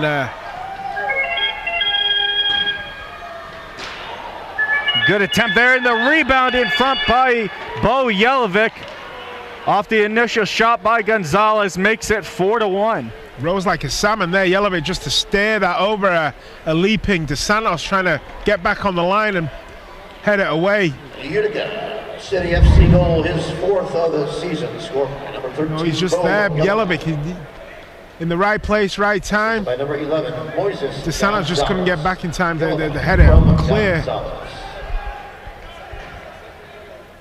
And another example of what Utica City FC does well, sending it all the way down, right on the boot of Gonzalez, and he had all the time in the world to deal with what he wanted. And another thing, they had an opportunity and they got a rebound, and there was someone there in the middle. It seems to me a lot of times with the ambush, they'll have a shot, they'll get a rebound, but there's no one there following up. Pablo is knocked down hard by Obasi. He's going to keep pushing forward, though, and a good save by Paulo. Rebound by Segura, misses everything. And the ambush will get the ball back. Hey fans, come on back here Sunday afternoon. And the ambush needs to get rolling here because Utica, if not, every time they go forward, they're looking dangerous. They're going to get fifth, they're going to get sixth, and the ambush are going to be. They're going to watch this game just ebb away from them. Out the arena box office or Ticketmaster.com. Paul goes forward, then to Braithwaite, tried the one-time header, but that goes wide. It's recovered by Togba. And then it bounces once and out as Yelovic was going for it. Santos with the restart in front of the penalty box.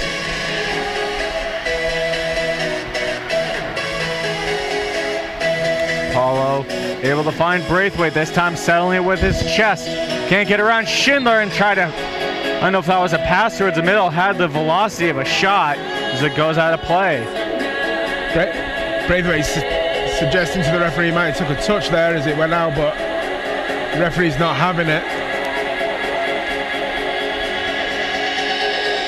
Long heave forward looking for Yelovic, and he was trying to pass it, I guess, along the glass to Segura, but it goes out of play.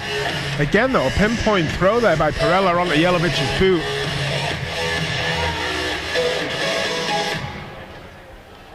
Really impressed with Utica City. I mean, obviously, the Wave come in here. We see them a lot. We see the Kansas City Comets a lot. We don't get to see Utica too often. We saw them once last year where they put up a similar performance. And it was Ubi Pavic that tore us apart that day. I've been really impressed. It's like they've lost Slavisa, but they've become better, you know. And that match last year between these two teams was 8-5 in favor of Utica City FC. Now Segura is just going to hold on to it as the rest of his team make changes. There's Obasi. Perella pressured by Duarte, gets it away, and then Pablo stepping forward, can't beat Gonzalez to it. Now Gonzalez cuts to the middle, a shot taken. Paulo is able to contain that. Now up for Felipe, gets it to Tony Walls. Walls gets some space from Schindler and tried to get it in front to Felipe, but couldn't get there in time as that ball was moving fast. Bossi backs up into his own area. Perella, no one to give it to, goes right to Pablo. Now Tony Walls with Schindler all over him. Walls able to get away from him, looked for, like he was going to get to Felipe, and instead tried a shot off the boards. And it's blocked and heads the other way for Nate Bordeaux. It's going to take something like that, someone like Tony Walls to grab the ball, take the game by the scruff of the neck, and kind of drag the ambush back into this game. You know, the ambush needs a leader right now, and then Tony's been a leader all year for this team. Nice footwork by Obasi to get free from Felipe and Otamiya. So now it's Yelovic being hounded by Pablo, and they both are going back and forth with it now. Some words exchanged to the referee. This is going to be the Utica FC plan for the rest of the day. Just kind of pass it around, wait for the mistake as Pepe able to knock that away, and goes up to Felipe. Felipe hounded by two Utica City FC players. That was Jelinek and Togba as he goes down, and that's going to be ambush ball. Well, it was around this time last week of the game that the Milwaukee Wave pulled their keeper for the 6th attacker, and it got them back into the game. It worked for them. Maybe, Everton's thinking, at what point does he pull Paolo, give maybe Lucas Almeida the grey shirt, and see if they can make something happen. As it stands right now, Almeida still has his normal jersey on the bench. We'll keep an eye on that, though. It was a good job by Darren Toby to get around 2 men. Raymond can't get around Puchar, and then Puchar gets called for hands to the face. Ambush foul number 23, Jonathan Puchar, his first.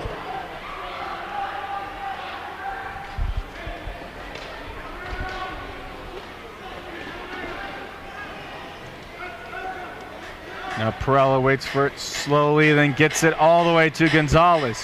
Right on his boot once again, but this time Santos has an answer for it and knocks that ball away, trying to move it up to Braithwaite, and that goes out of play as we have official timeout with 5:48 left in the third quarter. Did you remember to set up? It's easy to see how the Utica team have only conceded 36, well now 37 goals, 36 goals before this game. But they still have. Remember to notify Missouri 1 call to have the underground utilities marked? Florida have only conceded 35, having played a game more, and Milwaukee have only conceded 29 goals. And that's one of them. So, as stingy as the Milwaukee Wave have been, the ambush managed to put 8 past them last week, and there's no reason that the ambush can't think that they can get back into this game. But time is now running out. There's only 20 minutes of this game left. It's time to make a move. And, they're going to have to leave the back door open, and Utica will try and take advantage of that. But don't worry, if you don't eat that pizza, you're going to go home with a $5 bonus card. It's no different to lose 9-4 as it is to lose 5-1. I mean,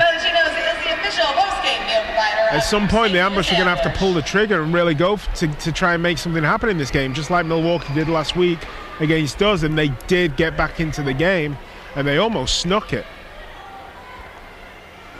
The ambush head back to the bench, and Paulo heads back to the crease. We like to remind everybody the MSL podcast returns to the 2019-2020 season. Join us as we talk to players, officials, and coaches from across the league and take you behind the scenes of the MASL. Check out MASLsoccer.com to listen to past episodes and subscribe to the official MASL podcast on Apple Podcasts. But you're absolutely right. The Utica game plan right now is just control the ball, control the energy, rest in possession, make the ambush run, don't cough the ball up, and if the ambush do get the ball, we'll wait for them to make an error, we'll draw them out, and we'll try and hit them on the break. Don't tell me with a short bench that Utica aren't thinking about the game in two days' time and thinking, how can we conserve energy? There's now Puchar, gets pushed up against by Goldman. First time we've seen him today. So it goes down to Utica in the corner. Hard off the boards, trying to find Grant. Instead, Segura, the nice touch to Obasi. And now Goldman waits for it before dropping it back for his goalkeeper. Long pass finds Duarte, intended for Jelinek. Now Puchar. Obasi was around him. Touch up the middle to JT. Now Puchar, one touch to JT, trying to pass it forward, and Jelinek runs into him, and that's going to be ambush ball.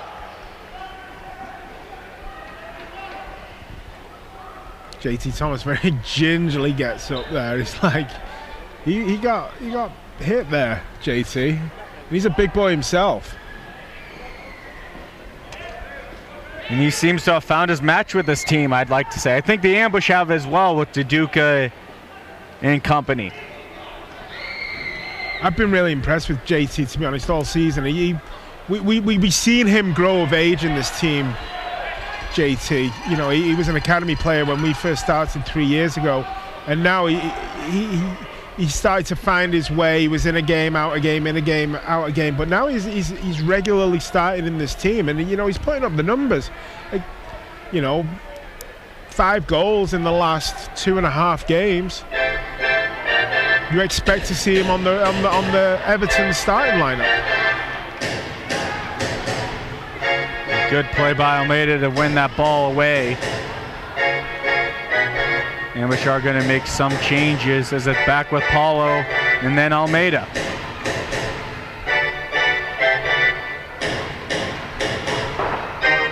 Paul pushing forward now Otamiya.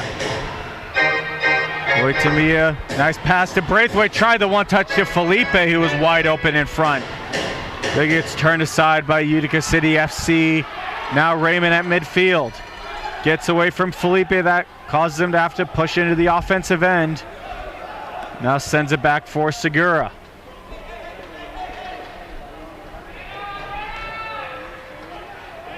Quiet game from Segura. You know, he's the top scorer right now, and I think he's done a bit more of a defensive duty today. Maybe they'll unleash him in 2 days, but here comes Braithwaite. Wide open, he misses the net high. He had 3 men with him and missed the net high, hits the glass, and now that goes out of play, and it's going to be Utica City FC's ball, and that about sums up the ambush night right there, it seems, with their chances. That was an absolute gift that Andre Braithwaite was given it, and he went for power instead of placement. You saw the whites of the goalie's eyes. The goalie was beaten all which way if the ball was on frame, but it wasn't. And Paolo with a save right there. Gonzalez was able to get that shot off, and then men go down. No whistle, now a whistle, and a foul called. It's going to be on Obasi. Braithwaite's going off, but he's still thinking about that chance. I mean, it was a gift, and you can't look a gift horse in the mouth.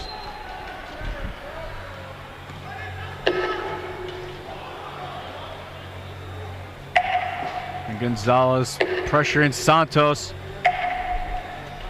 Bit more offensive pressure being put on by Utica City FC in these past couple minutes as Santos being watched. I think the ambush are very, very good when they dictate the play. When they are rushed, they do cough the ball up. I think Utica have watched the tape and know that. Schindler trying to push forward. He's knocked down once the call is not going to get it. Still has his hands out in disbelief. I think the referee was absolutely right. I don't think Pablo fouled him. Regardless, that was a good job by the ambush to get possession back, as Schindler was all by himself if he broke through that line. Dos Santos trying to keep it with the ambush. Instead, Jelinek able to take it to Segura and back for Obasi. Trying to push forward it into, and so is Togba, and Otamiya knocks him down hard, and he's going to get the blue card. As Togba still not seeing him up. Now he'll get up slowly as he gets down to the ground very hard. I think that's a little bit of an experience in this game from Otamiya. You know, you're just not used to playing with the boards, but you just can't knock a guy into the boards like that. I think that's just a little bit of inexperience at playing a game that isn't futsal. And it's a little bit of frustration. I don't think the game has gone quite to Otamiya's liking so far. You know, he got off the mark with a goal against Milwaukee, but this is this Utica City game has been a lot tougher, I think, and not given the likes of Otamiya the space that he's maybe accustomed to. Villegas and Jelinek as they pass it around. Gonzalez fakes the shot, then takes it, knocks it into the top corner. And the power play goal for Moises Gonzalez makes it 5-1. Well, the slide came in, he took it. The slide came in from the left or the right. He knocked it to Gonzalez's right one time. Top left-hand corner. The slide comes in, he just dinks it to the right. Smashes it in the corner. Really nice finish, to be fair.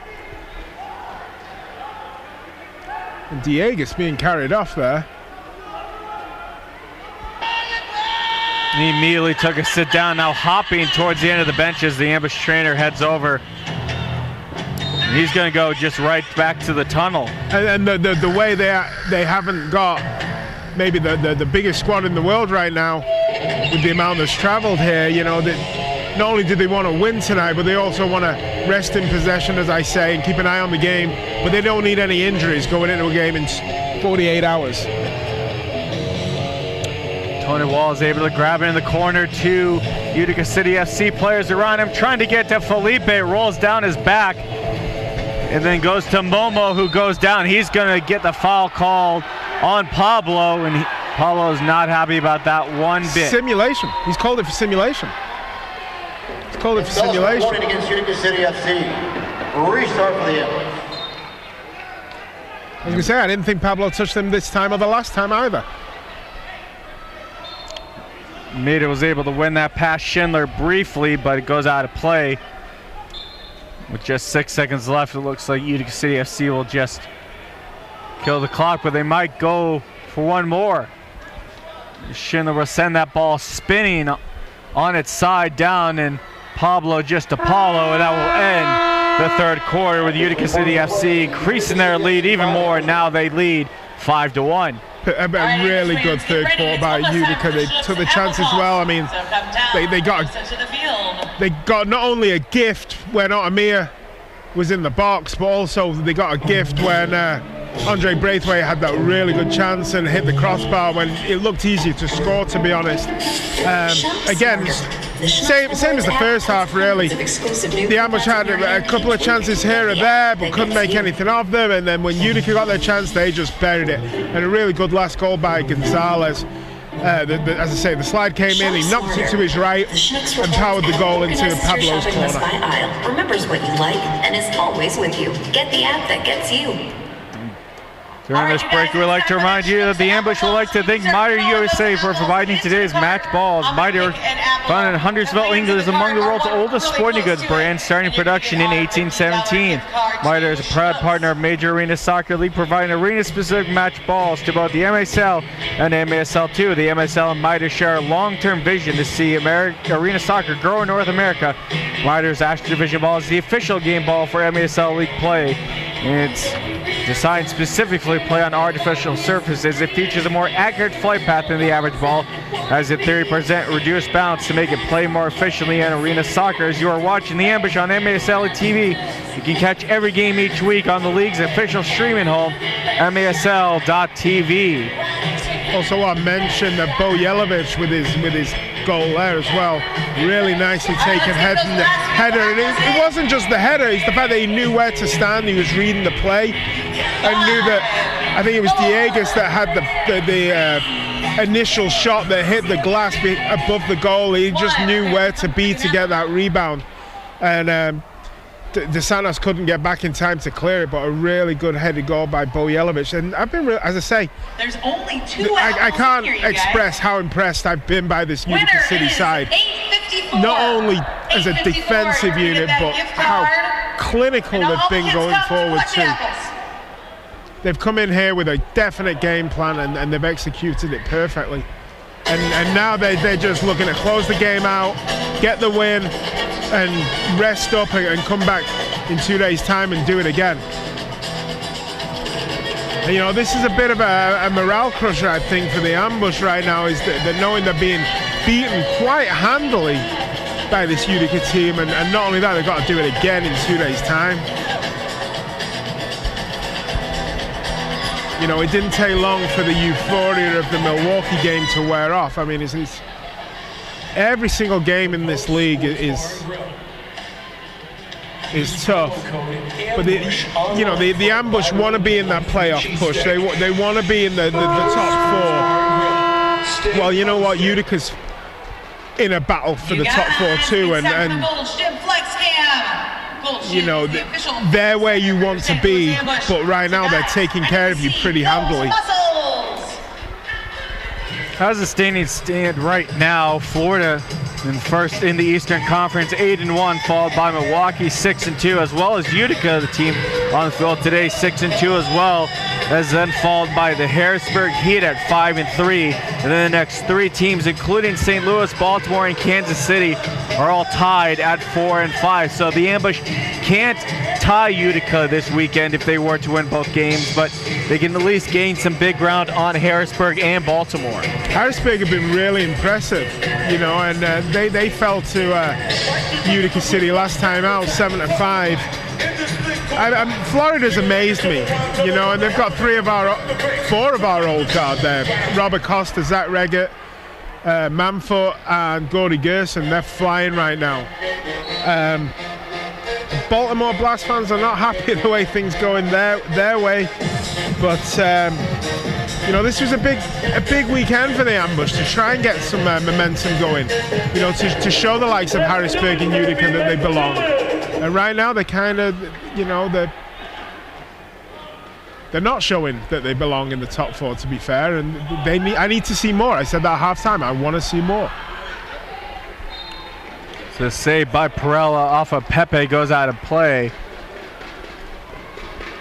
Getting the ball right back 30 seconds into this fourth and final quarter. And the Ambush gained some ground as Grant takes a shot as it bounces off of Raymond and then off of Yelovic's face. And Felipe the shot, and that goes off Darren Toby, and he clears it all the way down. Once again, since it is the fourth quarter, the Ambush can start sending the goalie past the midway marker. Again, I'm kind of surprised that Everton's not tempted to throw Almeida on there with a grey jersey. But I think he knows how Utica have attacked with speed, that it may be a little suicidal. JT and Puchar working down the boards. And back to Pablo, the shot taken and a leg save by Perella. Making his first start tonight, Matt Perella has really done well. He's been pretty much equal to everything thrown at him. He was foxed out by a really good shot by JT in the first quarter. But since then, he's just dealt with everything we've thrown at him. Tony Walls, the touch to JT, trying to cut towards the middle was JT. It was intercepted by Yelovic. JT races back and is able to get that back to his keeper as the other Utica City FC goalkeeper, Andrew Coughlin, number 22, so far has a 6-1 record on the year with a 4.33 goals against average and a 6.67 save percentage. Yeah, he's one of the best keepers in the league, honestly, and I was kind of surprised that he wasn't in the lineup tonight, but you know, seeing the quality of Perella and how he's played, they've not missed a beat. As he watches his team from the bench trying to close this one out, as Pablo and Otamiya going back and forth. Over to Paulo. As we know, has quite the boot. Instead goes down to JT, touching it along, and good job by Perella to clear that out of harm's way. The Ambush have to get reset up. Nobody on the Ambush bench is in that extra uniform as Almeida is actually out on the field. Almeida off the boards in front looking for Tony Walls, but a great play streaking forward with James Togba. And the Liberian is able to knock it out of play. And he had to make that play because Tony was right there, going to be a sniper. Great play to JT, just couldn't get all of it. Once again, the Ambush just can't seem to get that last little push to finish it. Now JT just gives a little touch. Right as I see that, makes it 5-2, his second of the night. Sometimes better to be lucky than good, but I don't think JT knew where he was, where the ball was, and the next minute he just realizes, hey, the ball's here, the goal's there, I'm just going to stick my boot out. And he got the littlest touch. Actually, the ball just fell to him. He just was able to just stick his leg out there and guide it home. Right place, right time. But JT, again, he's becoming an integral part of this team. That ball, Matt, was meant to go down the boards to JT. Instead, it goes off the referee, bounces in front, and puts JT in a prime position. Just a weird bounce, and that's the ambush take advantage. Sometimes it's better to be lucky than good. The ball dropped to him, and he made the most of it. But again, it's just to be able to stick your leg out there and poke it home, have the ability, the nous to know where the goal was, and the goalie was rushing out at him, and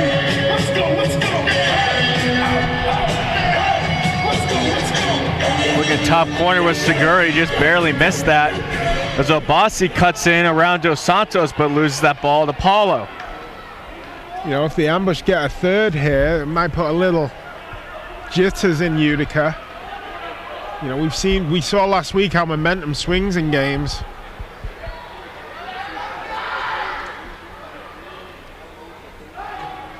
As Santos and Pablo come out for the ambush, it goes down to Braithwaite and back Pablo. With Paulo still out there, no one has the extra attacker's shirt on as Pepe took the shot that was saved and cleared out of play. That's going to be a corner as the ambush make four changes. For the ambush. Family Arena, who wants to go? Let me hear you. It's going to be Lucas Almeida to take it. Out to Pablo, the shot, or the pass rather, towards the box. Got blocked by Utica City SC foot, and now here comes Jelevic. Bo Jelevic takes a long shot as he had Utica streaking along with him. That's going to be cleared out towards midfield where James Togba is going to grab it, gives it away to Utica. He takes a shot. He's not going to mess this one up into the back of the net, and it's 5-3. That's the first mistake that the Utica City defense has made, and Duca made him pay. I'm not convinced Duca's adapted his game yet to play with his back to goal, but the ball was played perfectly to him. All he had to do was run onto it. Ambush goal. I mean, he didn't have to break stride almost. Of the season, star by number 88, Utica. You know, he just run onto it and finished it. Ambush Magnolia, real estate goal. You know, when the ball isn't to his back, when his back's not to goal, he doesn't have to turn, he just ran onto it, buried it. Utica City FC has called the timeout here with 10:58 left, and that's a great call by their coach. Just need to slow things down as the ambush had a big pep in their step before that third goal. Yeah, don't panic. I think the Utica coaches just say, don't panic. It's still our game. We know we can score. That was a fluke. Let it go and win the game. You know?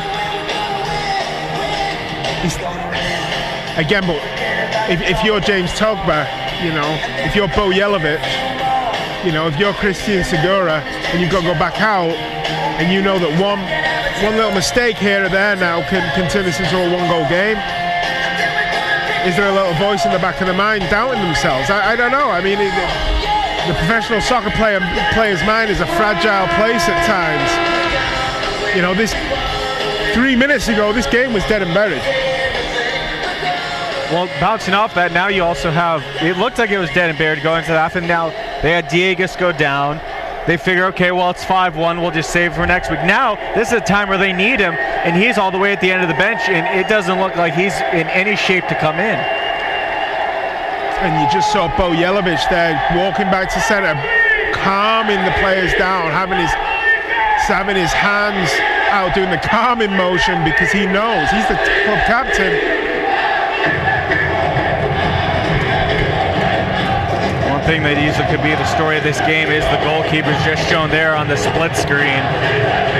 But both have been very strong for their teams when they've needed them to be. I mean, the ambush have had 27 shots, it says, but I don't think they've been of the same caliber as the 25 Utica shots.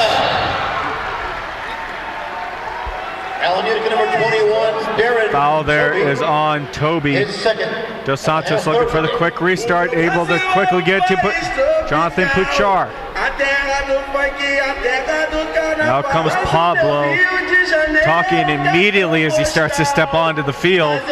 Now here's Otamiya. Paulo to Pablo, back to Paulo. Play to Otamiya. Back and forth, Pablo and Paulo go. Just can't seem to break past Ubi Parpovic and Tagba. 4-1 touches go right back to Pablo. I mean, another goal here to really put the cat amongst the pigeons. But again, I knew coming into this game that this Utica defense was going to be really hard to break down. The steal goes to JT, the shot, and a big diving save by Perella to keep this a 2-goal game. And you know what, JT deserves a hat-trick. You know, he's taken everything given to him this game. But really important save by Perella. Otamiya cuts down trying for the top corner, misses everything wide. And now Bo Jelovic cuts it to the left for Tagba. Tagba pulls up, taken down by Puchar, and that's going to be a foul on him.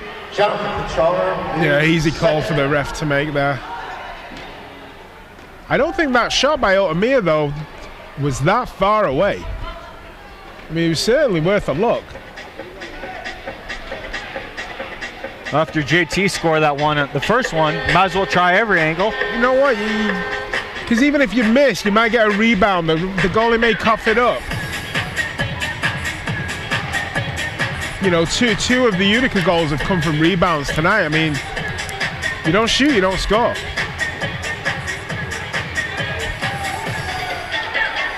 Schindler just sends it back to his keeper. Tagba's just going to do the same as now. Trying to eat away at that clock. It goes down to Nate Bordeaux. Bordeaux had options in front, instead going to pull all the way back. Yeah, keep possession. Keep possession. Don't need to force anything. May the ambush chase after that ball.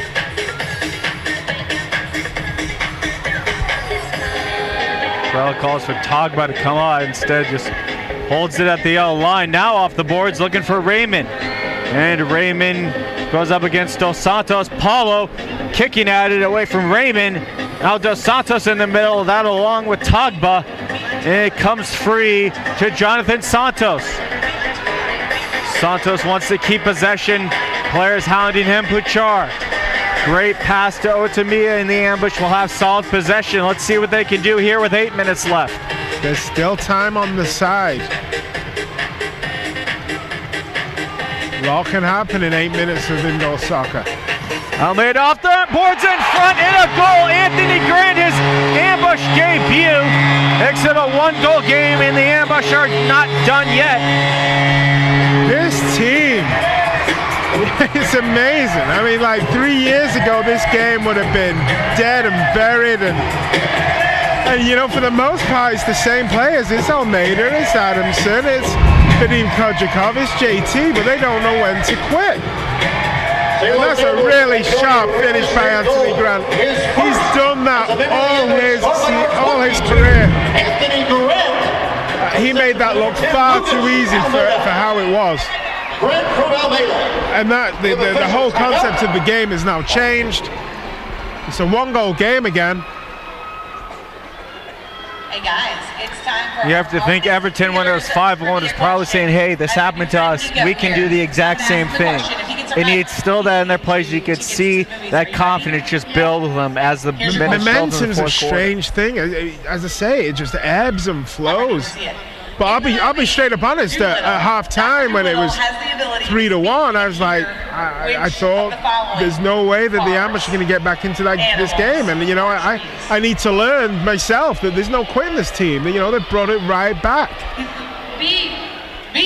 I sometimes get into that mindset of Ambush teams of old, and it's not that anymore. Who are you going to take with you? My dad. Your dad. I like that. That's good. Give me a go Ambush. Go Ambush. And during the break, we'd like to remind everybody that outside of being on the team, the best way to know what's happening in the MASL is to tune in to Kick This. Every weekend, Soccer Sam discusses the ins and outs of all the MASL action. Find Kick This every Saturday at 11 a.m. Eastern on iHeartRadio. And a reminder, you can get the latest on the MASL and your favorite teams. Make sure you're following MASL Soccer on Facebook and Twitter, and MASL Arena on Instagram. And now we'll see what the fragility, the mental state of Utica's like. Can they stem the bleeding? It definitely seemed to change some defensively right before that fourth goal. They were playing tighter, and the ambush struggled at first to get past that midfield marker. Yeah, but it's going to be someone like Bo Yelovich here, number 13 on the ball. He's not going to let his team lose this game. Now taken right back by Bordeaux. He takes a shot, keeps it on the ground, and beats Paulo. That's one he's going to want back as it makes it 6-4. A way to reassert your authority on this game. Utica City FC goal. Scored by number 4, Nick Bordeaux, his third of the season. A really nice finish. He did it all himself. Pinpoint accurate, under pressure. Fans were back at it this I think it was Axel Duarte trying to make a last gasp challenge there as Bordeaux struck the ball, but it was pinpoint accurate and slid it past Paulo. And the Ambush have it all to do again. Down by 2 now with 7 minutes left. They cut it to Almeida in front. He pushes it towards some open field. Trying to get there is Braithwaite fighting with Obasi, and Braithwaite comes away with it. He's got some determination there, trying to get to Almeida and broken up by Schindler. Now Raymond racing Pablo to up, but Pablo got there first.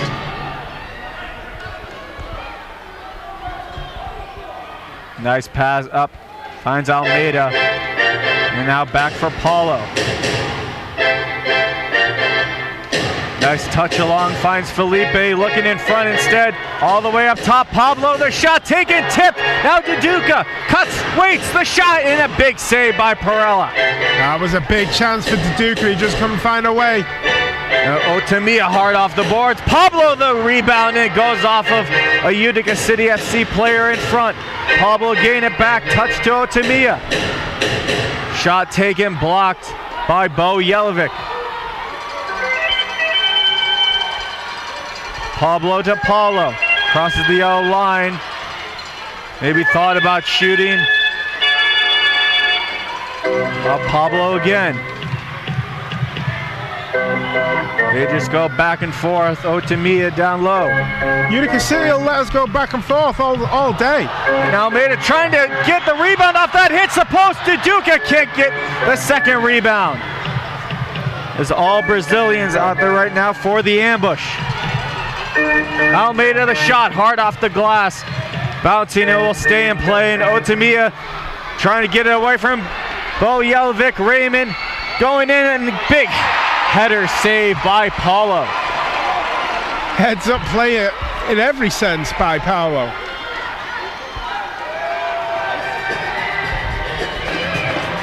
Pepe pushing forward with it now. Here comes Anthony Grand, who had the fourth goal for the ambush.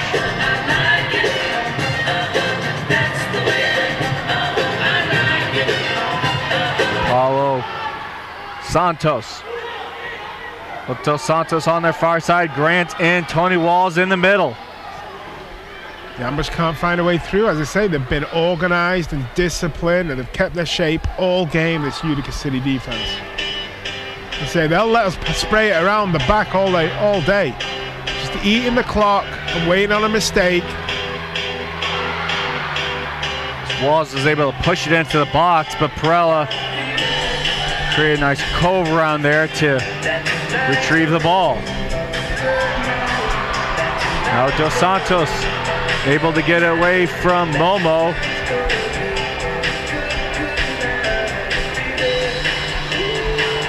Pablo with Paulo pushing forward.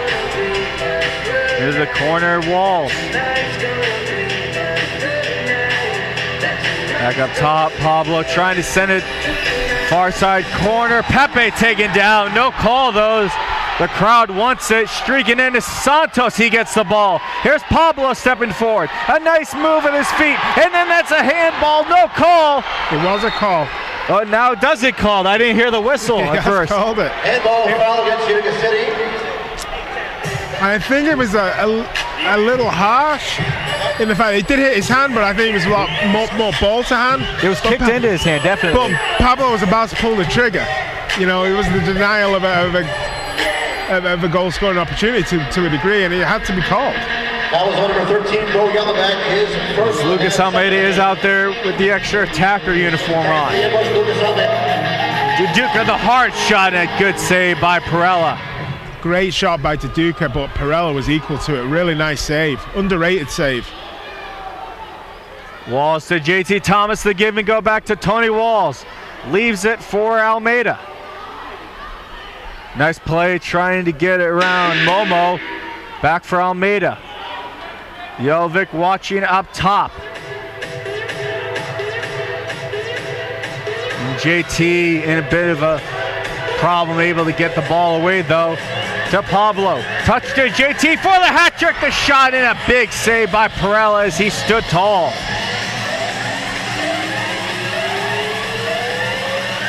JT and Pablo. Now Tony Walls couldn't get the pass off in time.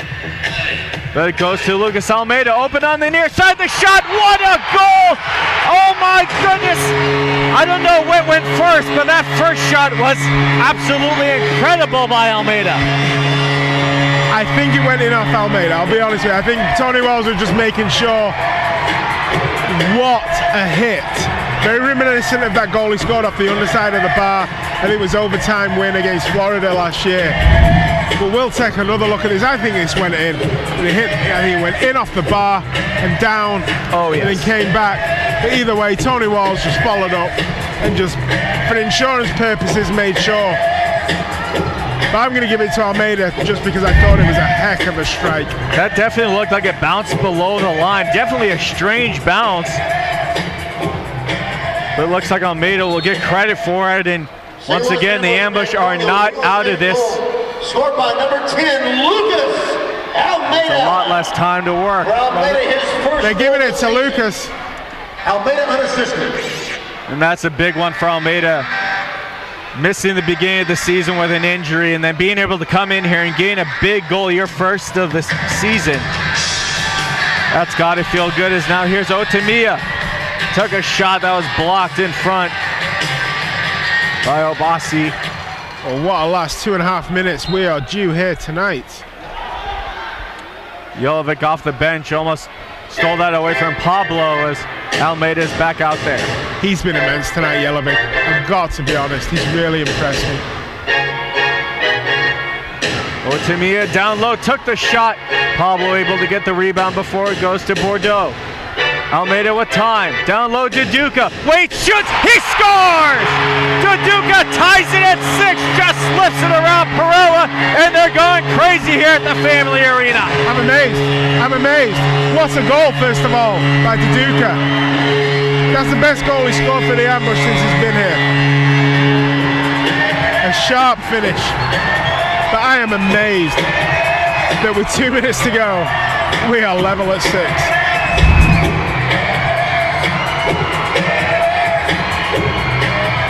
It's just a pass to nothing there, but Utica from nowhere just curls it around Perella. I mean, Almeida just laid the ball to him. I don't think Almeida expected him to do that. Utica took some space and just was able to curl his foot around the ball and guide the ball into the top right-hand corner of the goal. Beautiful finish. No, Utica FC, they've had quite a few timeouts with this big lead, and it was always stay calm, even when it was chipping away. Now it's 6-6, and all the momentum is on the side of the home team.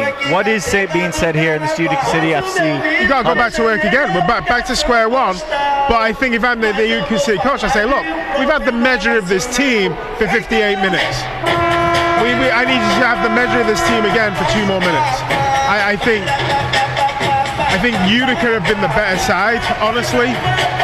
But we saw it a couple of weeks ago when the ambush beat KC. I think it wasn't KC. It was.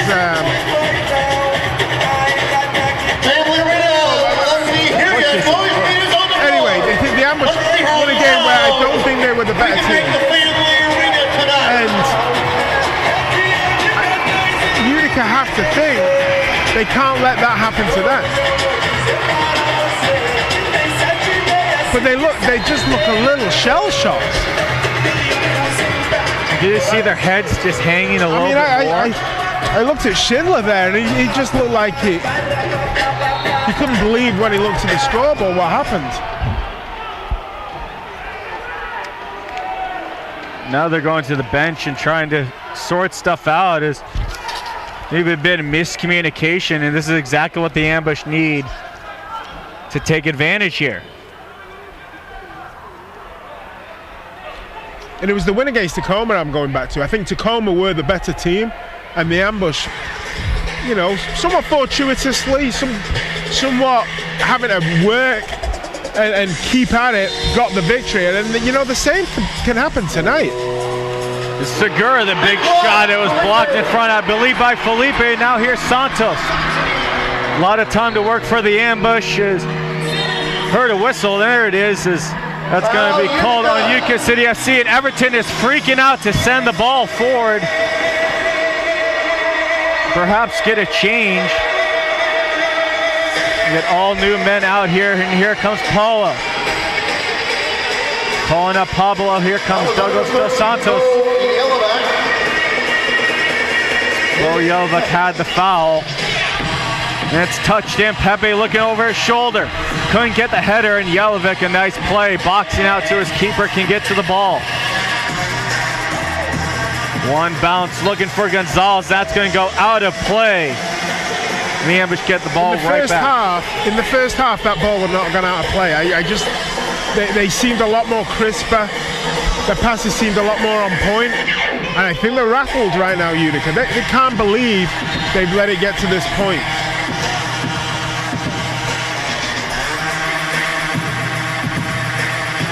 Tania backing up, and then Paulo and Pablo go back and forth. Paulo looks upfield. 65 seconds left in this tied game, and they're pushing forward. The JT has Tony Walls in front. He couldn't get all that, or else he was wide open for the winner with 59 seconds left. He just couldn't get on the end of it, Tony, but a really smart pass off the boards by JT. JT knew exactly what he was doing there. On Mid Rivers Ball Drive.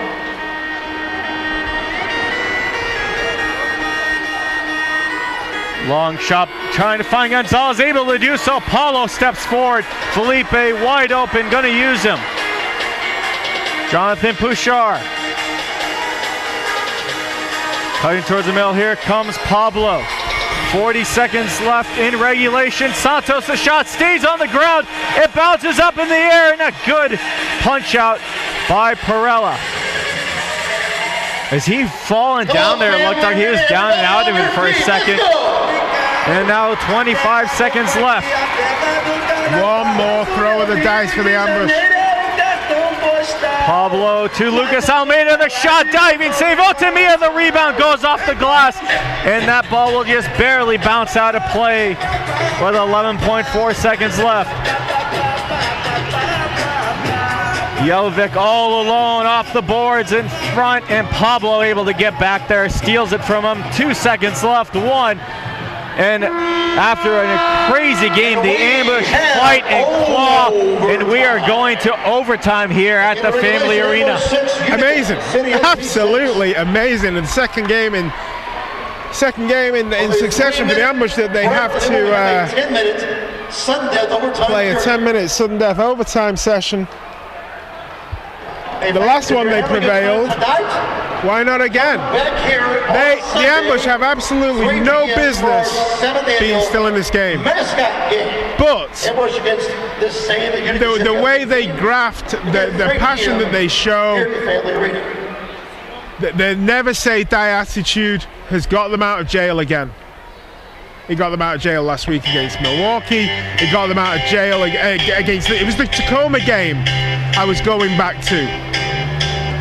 That they had no business winning, but you know, they beat a solid Tacoma team. And why not? Every single victory that the Ambush have had this year has been by one goal. So why not do it again? The Ambush are 2-0 in overtime. Meanwhile, Utica City FC has only played one overtime game so far this year.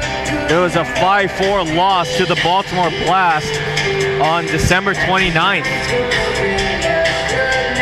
I just don't know what's going through the heads of the Utica City players. I'll be straight up honest, and I'll sit here and I'll say it to Everton. Utica City were the better team this game. They were. Their passes were crisper, their opportunities were better, their counter-attack was quicker, their defensive cohesion was more organised. But yeah, here we are. It's 6-6. This game's crazy. But if I'm Everton over there right now, I'm going, look, they're shell-shocked. They can't believe they've got to play another 10 minutes maybe. So let's go out there and finish them off. It's amazing you've got to this point. When they were 5-1 down, I would never have imagined that we would have been in this position. And now these same 14 guys also will have to play an extra 10 minutes. They thought they were going to be able to just pass it around, practice for the last quarter, get out of here. Now they have to worry about Sunday as well on top of this. It's a strange game, Patrick. It's a strange game. But I'm telling you, and it consistently amazes me how different this ambush team is to years past. Not just like skill on the field, but the mental fragility. They would have collapsed. The 5-1 down, they'd have just collapsed. But this season, for some reason, and I don't know whether Everton just keeps banging it into their heads that you can compete with these teams. They just don't give up.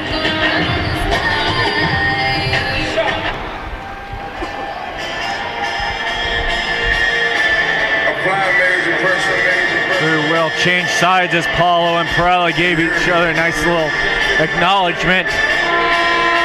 Perella, to be fair, him has played really well. I mean, he has played really well.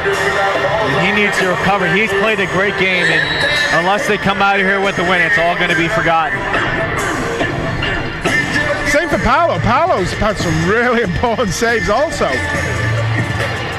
That was Nate Bordeaux that shot, and Paulo saw that all the way, able to hold on to it. 15 seconds gone by, and the ambush have possession for the first time this overtime. Paulo and Santos. Now with Pablo. Otimi out there as well as JT, Tony Walls, and Pepe.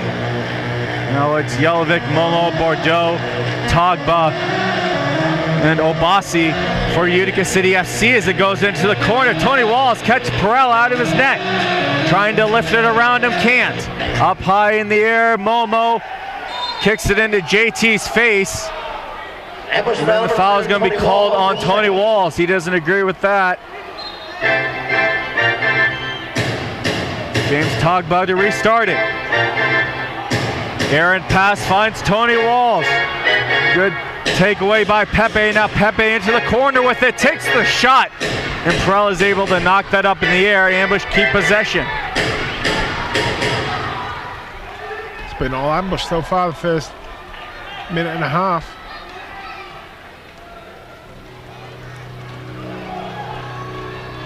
And I think the ambush know full well, just because you have the momentum going into overtime like last week, doesn't mean it's going to go in your favor. As Paulo clears that out of harm's way all the way into the netting.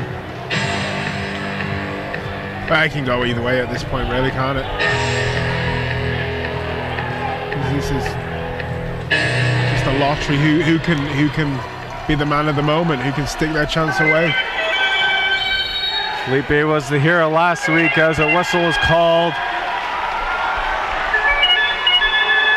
I believe. And we have a 2-minute penalty against Utica City FC for too many men on the field.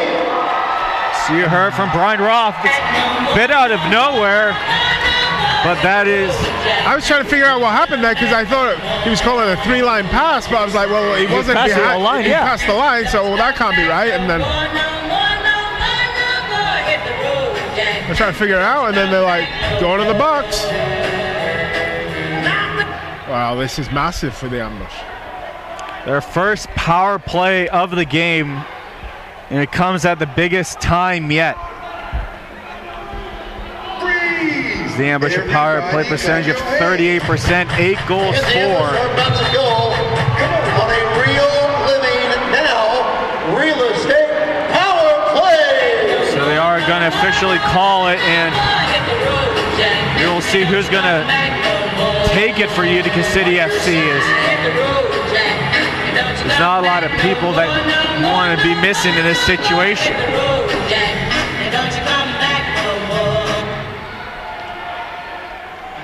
Well, we've not seen Diegas.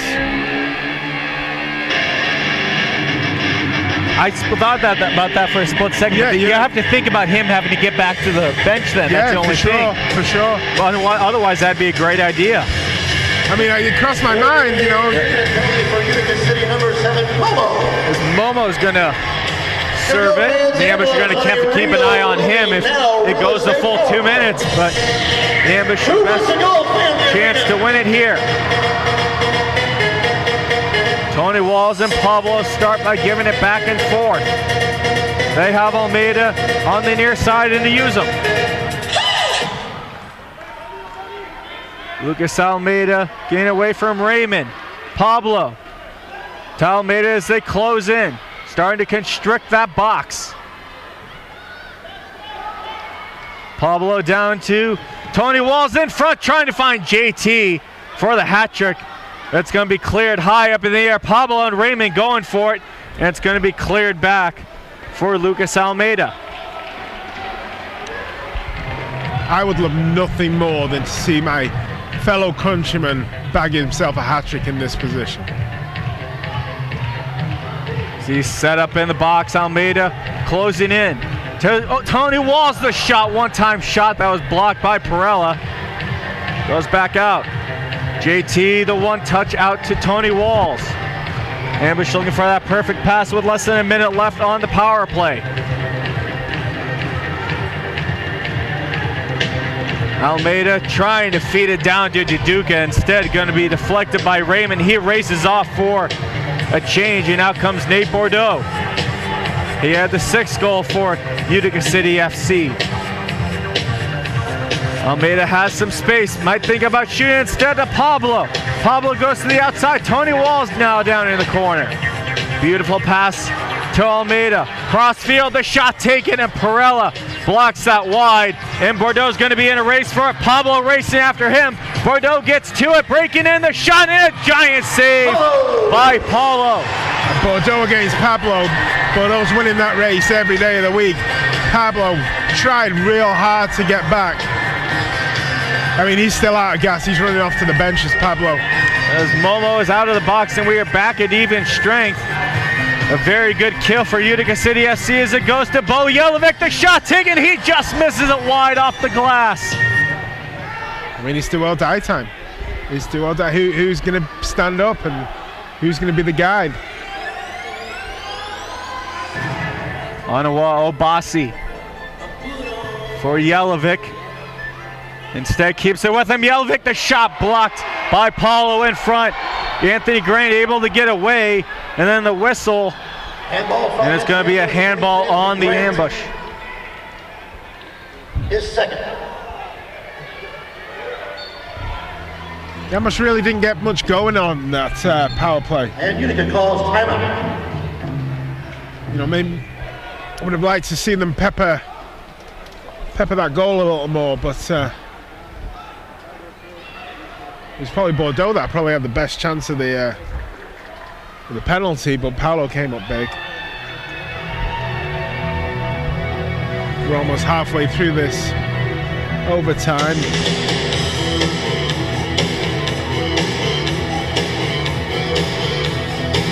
I mean, just as I say, you know, who's going to be the man? Who's going to take the game by the scruff of the neck? Who's going to be the leader and make the difference? But you also, on the flip side of the coin, you don't want to be the one that makes the mistake.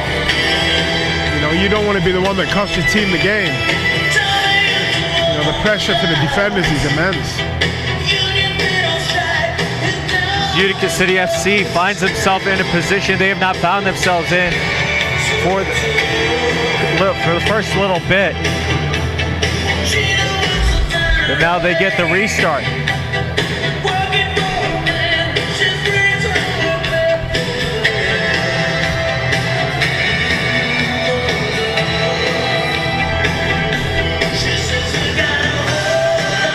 Utica City FC has their plan, and they get set up as the ambush break their huddle. It's Gonzalez, Yelovic, Obasi, Schindler, and Segura out there for Utica City FC. For the ambush, Duarte, Walls, Santos, Pablo, and Felipe.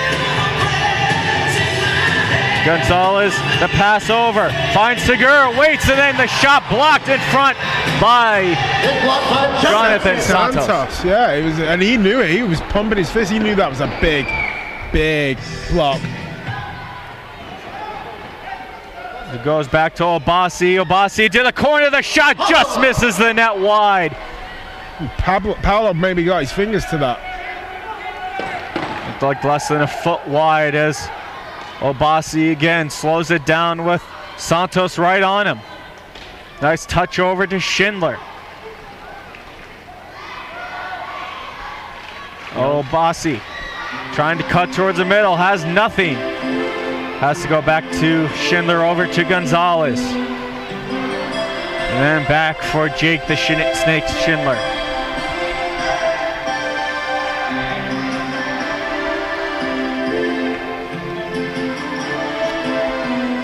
Darren Toby. Yelovic. Xavier's been passing it around for these last 30 seconds, and now a break. And the ambush are going to take over possession. Still pressure in their own end. 3 Utica City FC players around them, but they push it away to Tony Walls. Tried the touch over to Duarte, but Tony Walls able to keep that in possession of the ambush. Absolute midfield general. What a slide to come away with that ball.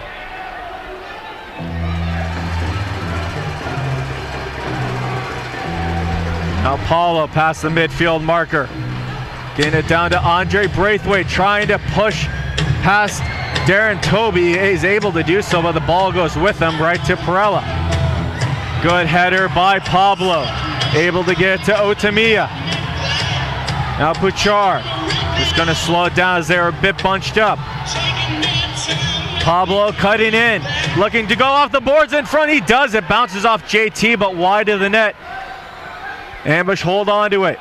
Otamiya for Andre Braithwaite. Braithwaite into the corner, tried to get to JT. Now it's a race for Puchar against Toby, and Darren Toby wins that and sends Puchar to the ground. At midfield, Otamiya. Great play to get to Braithwaite, and a nice touch around. Here comes Andre Braithwaite. Trying to touch it back to Pablo, able to do so as the ambush doing a great job of holding possession for this last minute. 2 50-50 balls go their ways. They make some changes. Out comes Utica, as well as Lucas Almeida. Almeida shuffles. It's all ambush right now. Last couple of minutes have been, but Otamiya fouled by Obasi. He's not happy about that at all, and he's going to get the foul. The restart for St. Louis. 2:55 left. If no winner has been chosen by that time, we will go to a shootout. Paulo's going to take his own shot, just goes wide. Now Otamiya gets the shot off as he beat the man, as Utica can't grab it from Darren Toby, and here comes Toby. Toby with Yelovic going into the corner, loses it to Paulo. Paulo out of his net, and he makes an incredible save to get back. Sits on the ball, and there's a foul on Darren Toby on Utica as he had a wide open shot. Bo Yelovic took a heck of a tumble there when Paulo came out. To be fair to, I think he could have made a lot more of that, and he didn't. He just got up and got on with it. But Paulo got the ball. He also clobbered, didn't he, Bo Yelovic? The ambush slowly move forward as Almeida touches it back, and he'll charge forward. Paulo off the boards, able to get around Schindler. Almeida can't quite get the speed to push it past Perella. And now Bordeaux in a race against Pablo. Bordeaux loses it. Otamiya with less than 2 minutes left now.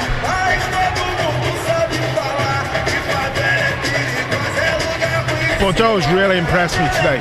Also, I talk about Bo a lot, but He's a thin, lanky lad, is Bordeaux, but he's quick. He has got some pace to him. Great pass to find it, wide open Paulo. And now Pablo. Minute 26 left, Tony Walls out to Otemia. Reverses the side, but Almeida can't keep that on the ground. Now Bordeaux try to get it around Pablo. He heads it out as Paulo is retreating back to his net. That's all Pablo could do, really, because otherwise Utica, we're going to have a run on Paulo's goal. Darren Toby try to pass it to Jelovic and he gets sent back and out of play on the ambush.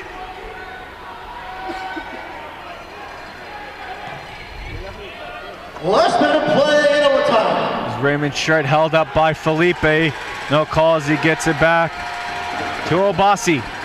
1 minute left in overtime. If no winner decide, we go to a shootout as it goes down for Bo Jelovic. And Jelovic will throw it back to Obasi. Jelovic's really been the engine of this team tonight. Honestly, he's been a solid leader of this ball club. Darren Toby with 30 seconds left. Now Gonzalez at midfield. Darren Toby almost loses it to Santos, and Pepe able to take it away cleanly. It goes right back to Obasi. 20 seconds remain now as it goes off the glass, looking for Gonzalez. Pepe's gonna get there, but Segura keeps it alive with a header. High up in the air, Gonzalez. Can't get around Pepe, now throws him to the ground. No call, as now Felipe forward. Pepe doesn't look like he'll have enough time, and for the first time for both these teams this year, we will go to a shootout. All right, we're going to a shootout. So it's going to be 3 rounds instead of 5. With the keeper. You got to run on the keeper. It's not like a straight kick, like it is an outdoor. So it's a 5-second shootout procedure, best of 3 rounds. They're still level after 3 rounds, then it's sudden death. A player with the same team cannot take another shootout kick until 3 kicks have been taken. The ambush will get to decide which end we shoot at, and the Utica will take the first kick. So who's your money on? For the ambush? Goalie-wise, I'm taking Paolo all day. Oh, absolutely. I think he's been in there. the zone lately, especially lately. Paolo's been there, done it, seen it, bought the t-shirt. Perella, it's his first game for Matt Perella. Well, no, his first game of the season, his first start of the season. But he's played excellent tonight too. Let's not kid ourselves. Ambush had more than one chance to win that in overtime. Absolutely, but I think just getting it back from 5-1 to a shootout is a win anyway for the ambush. For morale, just for team morale to say, you know what, just getting it here is a win. If they can actually go out and win the shootout at this point, it's a bonus. If I'm Utica City, I'm sat there going, how did we get to this point? The game was over. When Nate Bordeaux slid the ball past Paolo to make it 6-4, I was like, okay, we had our little comeback, and now it's a normal order has resumed. But what a treat for the fans. And I had a little brain freeze before, because I tried to think of the game where the ambush prevailed against a team who I thought was better than us on the day, and that was the Tacoma game. I couldn't think of it, probably because we don't play Tacoma that often. But, that day was cold and nasty and snowy, just like today has been cold and nasty. And I think it's put a dampener on the attendance, and it's just a shame that we don't have one of the full houses that we sometimes do for this type of game, because what a treat the fans have had tonight.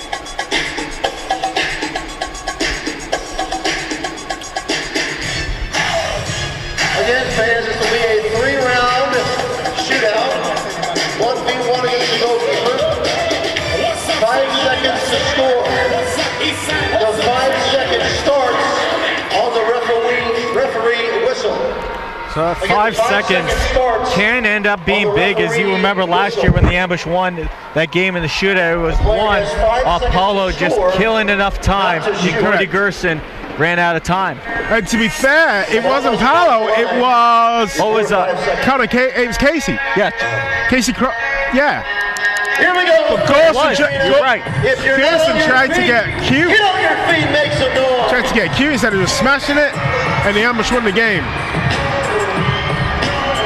Gonzalez will be the first shooter for his squad.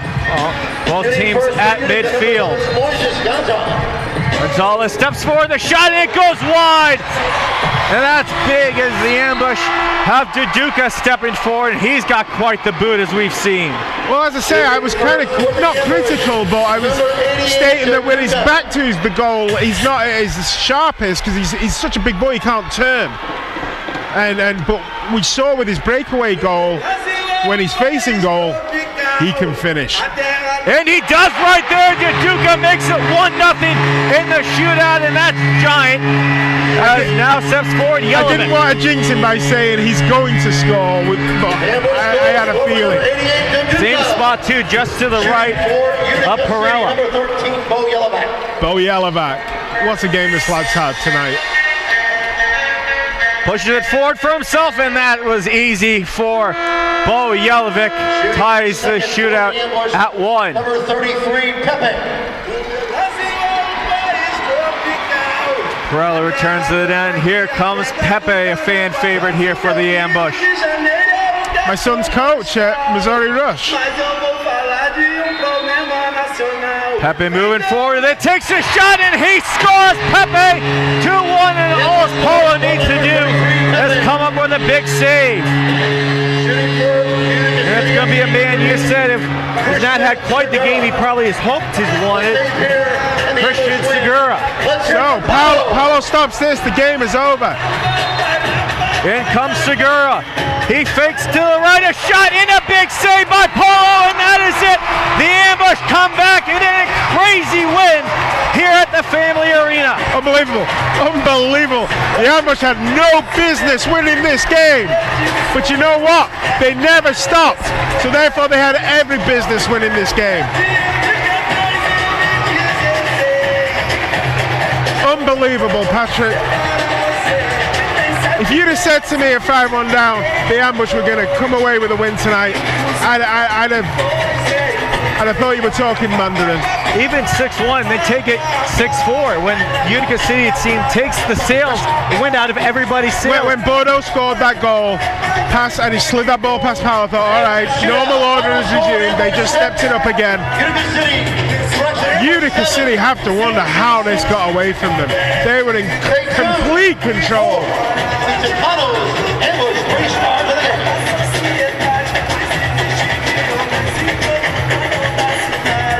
So the ambush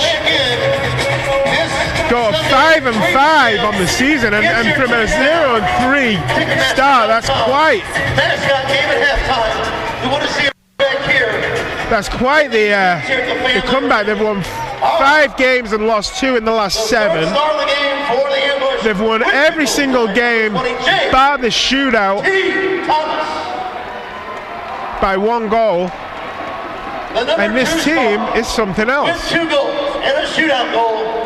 Number 88, Utica. So it looks like we're going to send it down to Angela, who's with the captain of Utica City FC. Making save after save. Number We're actually just going to stay with us. Bo Yelovac is down there, but Matt, what a game for this ambush squad. And now you have the momentum. The Utica City FC possibly down Diegas, and you put yourself in a great position on Sunday to come out of this weekend 2-0. But you know what? You've got to be careful of a caged lion. You know, the Utica they'll be smarting from this, but they ain't going to make the same mistake twice. So the ambush can't allow them to let the game get away from them, where they're going to have to get it back to 6-6. But just enjoy tonight for what it was. It was something special tonight. I've never seen this ambush team come back from a 6-1 deficit or a 5-1 deficit. And so that's the game. The ambush pull ahead, able to win this game 7-6.